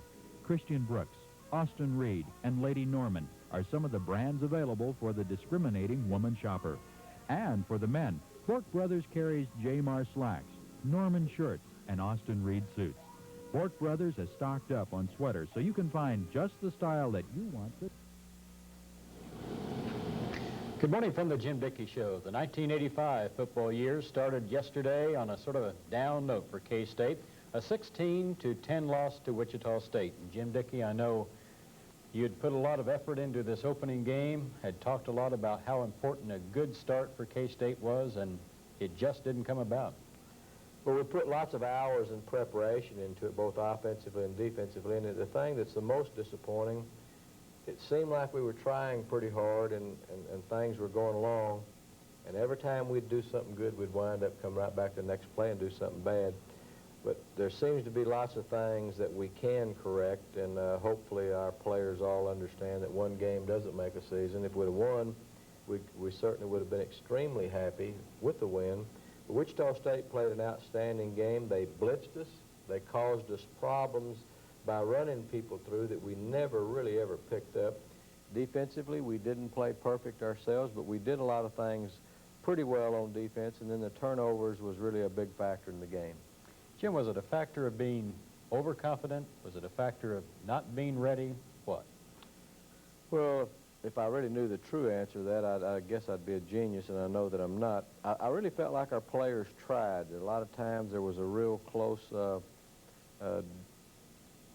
situation there where we were fumbling, or Ray Wilson makes a great run on our screen, and he comes up and we lose the ball. That's awful hard to determine sometime, but I really felt like we tried. I talked with the people that sat higher up in the press box, and their comments were that they really felt like we tried, but Wichita State had an excellent plan. They blitzed us, and we never really picked it up, and as a result of that, they came away with a win, and we came away with a loss. 30,300 on hand, Coach, for the opener, and defensively, you start off very good. Well, David Wallace makes a good play here real early, and here's Les Miller coming out to the outside, making an outstanding play on a sweep. Les really has practiced hard to prepare himself for this season, and I know that he rushed the passer well and played extremely well early in the game. Dwayne Castile, a good interception there. Well, this is a great play by Dwayne. He gets us a turnover, and we get excellent field position for the offense here. And this was one of the things that was disappointing, that we could get that good a field position early in the game and not get any points on the scoreboard. But hopefully we can improve on that and correct that. Coach, a real nice pass here. You've worked a lot on the passing game this fall. Well, we did. This is a shovel pass to Tony Jordan. Tony makes a good cut. Randy executes the pitch to him. That's a pass, and if it is an incompletion, it is a pass. It's not a fumble. So we work real hard on that every day. And at least your first score of the season, Mark Porter, had to be a big moment for him. The first try as a field goal kicker after Steve Willis's graduation, and he makes good on it. Well, Mark has worked extremely hard, and I really feel like during the year he will make some real good kicks for us. He's an excellent young man, and I was really happy to see him get his first one there. Coach Kevin Humphrey has a real big game for you. 8 total tackles. 7 of those came from behind the line of scrimmage, and here are back-to-back plays. Well, our front four are down linemen: Kevin Humphreys, Grady Newton, Les Miller, Jeffrey Hurd. All have really worked hard this early fall practice and rushed the passer, and it really looks like it paid off for Kevin here. He gets 2 in a row and gets back on the passer right here. Extremely quick young man, and really an outstanding player for us. Coach, from start to finish, defensively, were you pleased? Well, I'm sure when we really grade and evaluate the film, there'll be some things that we really feel like we've got to get better at as a defensive team. But I really felt like we had good effort. We just seemed to not really get quite as untracked offensively. But I'm sure we're going to see there that there's only 1 or 2 guys there that keeps us from executing better. So I'll have to look at all the film to make that determination. Wichita State ties the ball game very early in the second period at 3-all. And again, Timmy McDonald comes up with a big defensive play the next time you go on that side of the football. Well, this is a real good blitz for us. Timmy makes a great play. Kevin Humphreys turned him back inside there again to help us on the play. Humphrey's going to make 2 more plays coming up. Coach, you've changed your defense this year. What's the thinking? What's the scheme this year? Well, basically, our 4-man front is always our rushers. We last year in a 50 defense, we had dropped the different ends on occasions, and we really felt like for overall practice that we'd get more time end of practice, all 4 of our rushers every day rushing. As a result, we rushed the passer pretty well. There's a real good play there by, that's Ruth Reed. Really a good play by Ruth. No, it's Kevin Humphreys again. Coach, it's 10-3 at halftime. You come out in the second half, but again, the offense just doesn't click. Well, we ran the option play, and Randy pulled the ball down, and the guy hit him and caused a fumble. And this was the thing in the game that I mentioned earlier. Each time we do something good, we'd come back and have a turnover or a miscue, and they'd get the football. It really took away from any continuity we could have on offense, and as a result, we played better on defense. But you do normally in the early season, you play a little better on defense than you do offense. And I think Wichita State would say they played better on defense than they did offense. Their defense controlled us pretty well. Brad Fleeman put Wichita State ahead. This time the score is 13-3. You're back on the run again. A good play, a good pass, a good catch, but a fumble at the end. Well, Ray Wilson gave extra good effort there on our screen. We got a couple of real good blocks, and he cuts back inside. It's an excellent play, and then we lose the ball. But this is kind of what we were talking about a moment ago. Every time we do something pretty good, we wind up doing something bad. This is really a good run by their back. They were bragging on Smith. Eric Denson was their leading rusher, but Tremaine Smith, I believe, is his name, that really has a good run here. Coach, that third quarter was pivotal because you had the wind to your back, but they keep the football 11 minutes. I think the total minutes was 38 minutes to 21, the total length of the game, and it really gave us a little chance to win the football game. It's an excellent run here by Ray Wilson, and I've said all early fall practice, Ray Wilson's one of our best backs. He hasn't had that much playing time, but I really do believe he's going to do an excellent job for us this year. Todd Elder had a good day. 5 catches, 41 yards. Well, he did. Todd's an excellent receiver, and I really believe it. Randy has to run out of the pocket here. The guy, and we finally get a good block on him, but Randy threw the ball for his little protection he's had pretty well, and I was pretty pleased with him. And, Coach, coming up, a real debatable call. It's midway through the third quarter. You're still very much in it, and this didn't help you one bit. Well, Randy had gone back to throw, and actually his arm was a little cocked there. I don't think, I've always felt like that those are the kind of things you don't like to talk about as far as losing the game for it, but certainly we had a couple of calls that were close. But when you're playing not as well as you think you should be playing, those things seem to always go against you. Well, they called it a fumble, and K-State lost it. Coach, 9 turnovers in the ball game, 13 for the ball game. You people lose 9 of them. Well, here's another good play by Kevin Humphreys, and we did have a lot of turnovers. It's very difficult to beat anybody with as many turnovers you have, and hopefully we get into a situation where it's a good throw to Todd Elder by Randy Williams on a little out route.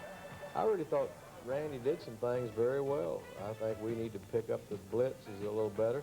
They have a blitz there. We get a run. Greg Strom runs around in and really gives extra effort here, and they have a hard time getting them on the ground. Coach, this is a big series for you. We're early in the fourth quarter. You're trailing 16-3. Still time to go, but you get down inside the 10-yard line, but fail twice with third down in short yardage, and then fourth down in short yardage. Well, we did come up short on the run by Todd Moody back off to the weak side tackle to get the first down there. And this is the thing that you're really disappointed in, particularly when you need 2 touchdowns. It really cost us from having any kind of a chance to win the game. Greg Strom running here and running pretty tough. I think this is this play coming up here where we really have a very difficult time of getting just a foot. We only lack a foot right here, and we come up just a little bit short. But at this point, you did feel you were still very much in it, didn't you? Well, I felt like we were in the game. It did feel like during the course of the game to me that we were struggling. They had a pinch done on by the guy outside, and he just comes in and keeps us from making the first down, which is good on their part. This was really close. It was like an inch there, that whether we get it or they get it. And we just got to be tough enough mentally to drive them further off the ball so that we can get that. And Randy had thought that was third down because he was signaling that we only lacked an inch or 2. Coach, your kids didn't give up, though. Late in the fourth quarter, they come back, mount a drive, and finally score a touchdown. Here's a real good throw by Randy Williams to Todd Moody, and it's a great catch by Todd Moody. And I don't really doubt that we were trying. I think we might have been trying a little too hard or a little tight or whatever. It was a good throw to Todd Elder by Randy. I just feel like that we didn't get everything together, and then we didn't make some critical plays, and then we had some turnovers that you can't have. Coach, I think 225 yards in total offense, a little disappointing in that. Oh, I don't think there's any question you can't win in our league with 225 yards, though. I think the one that was the most disappointing is we had 75 yards rushing. We try an onside kick here. We work on this all the time. They said it hit one of our players here before it went out of bounds, and they get the choice of getting the ball. Well, Coach, Wichita State, the winner, 16-10, and the Shocker football program to be commended. I tell you what, they've done it 2 years in a row.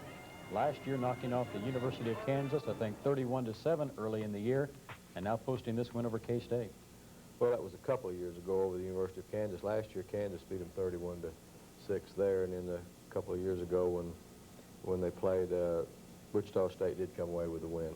But I really feel like that even as disappointed as we are, there were a lot of good things in the game, and we've just got to really go back to work and execute better on offense and improve our defense in their kicking game. I was real pleased with Mark Wenzel handling punts.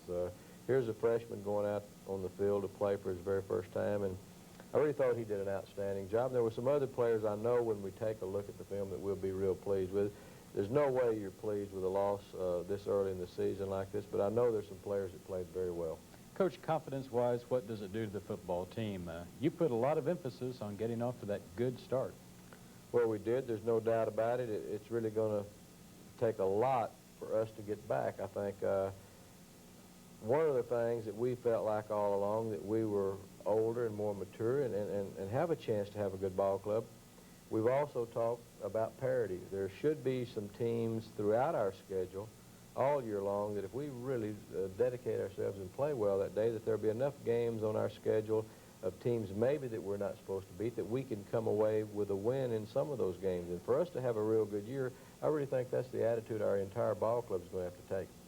16-10, Wichita State, a first game winner over Kansas State. We'll be back with more on the Jim Dickey Show right after this.